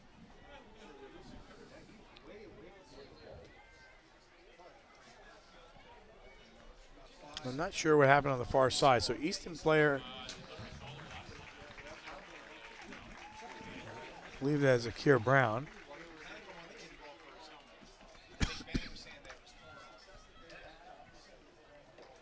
So there's a conversation going on there with the helmet. So the question is with the helmet, if he takes his helmet off, he still has to come out for a play.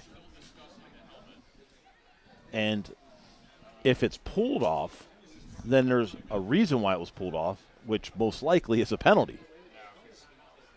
So Coach Seneca's going to want an explanation of why.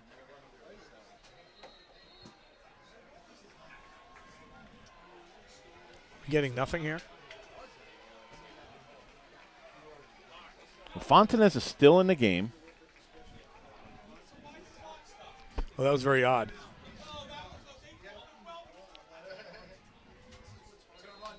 So third down and 11. Not sure. There's a lot going on there, and nothing and nothing called. Fontanez to throw, and Fontanez gets popped. Huge defensive play, and it brings up a fourth down. Okay, now if you're Liberty, do you bang a timeout here so you can get – there they are. And they did. Yes, they did. Because now you got a minute 38 on the clock, and the rest of the time means nothing if you don't convert here. Correct.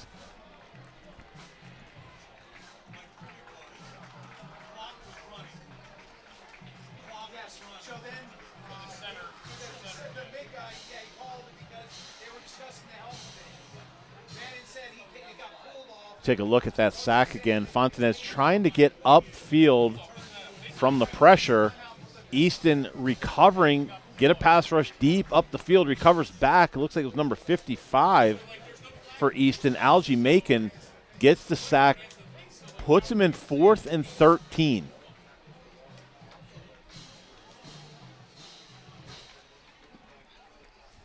Had my son check in from Lancaster. Al, he said he turned the game on. Liberty scored 14 points.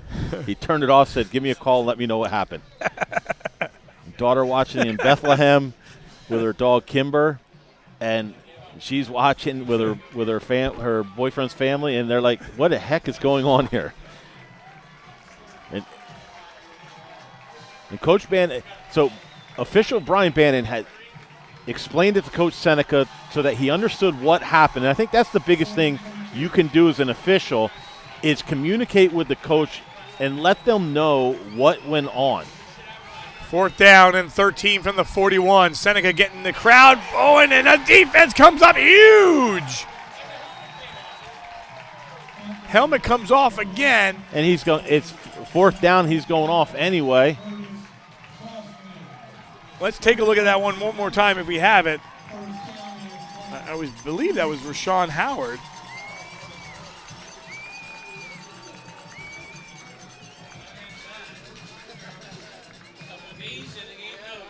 It looked like it was 85. Curtis Crossman beats, and that's a matchup there. Curtis Crossman, arguably Easton's best defensive lineman, especially at defensive end, going against Liberty's best offensive lineman in Nick Schenkel.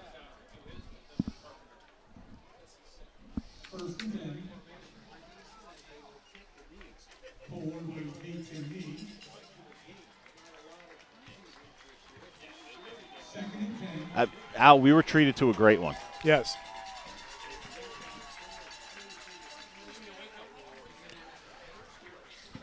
Well, Easton again, it was up 17-0.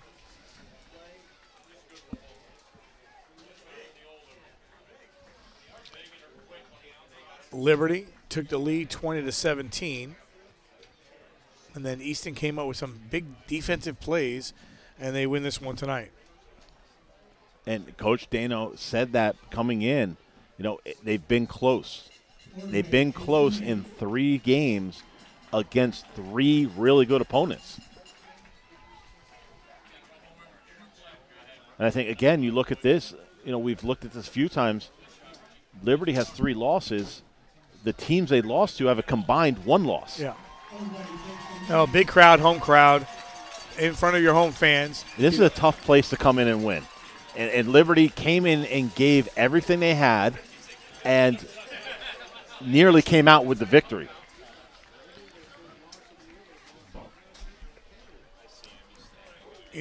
We saw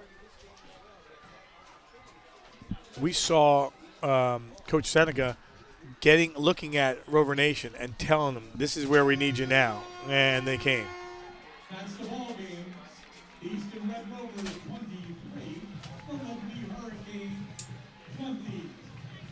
Ladies and gentlemen, the Easton Area School District thanks you for your attendance. Enjoy the rest of your evening, and please arrive home safely.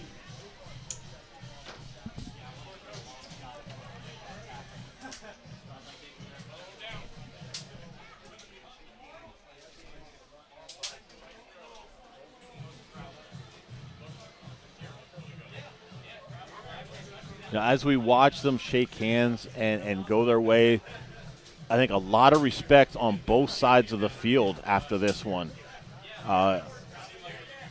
Liberty is a team that teams are going to have to contend with them. We talked about Freedom getting better and better. I think Liberty as well is really improving, and Coach Dano and his staff have them going in the right direction. Very solid, very tough. And nearly came out of here with the victory. Easton just one too many plays. Do we go back to, Al, the pick 6? Yeah. Early in the game, the pick 6. That's a big turning point, I think. And I think that's a difference in this ball game.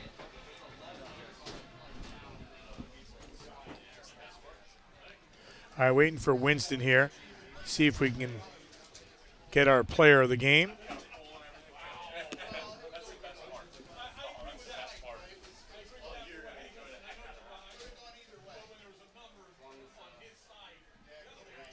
All right, Winston's getting set up. He's got our player of the game.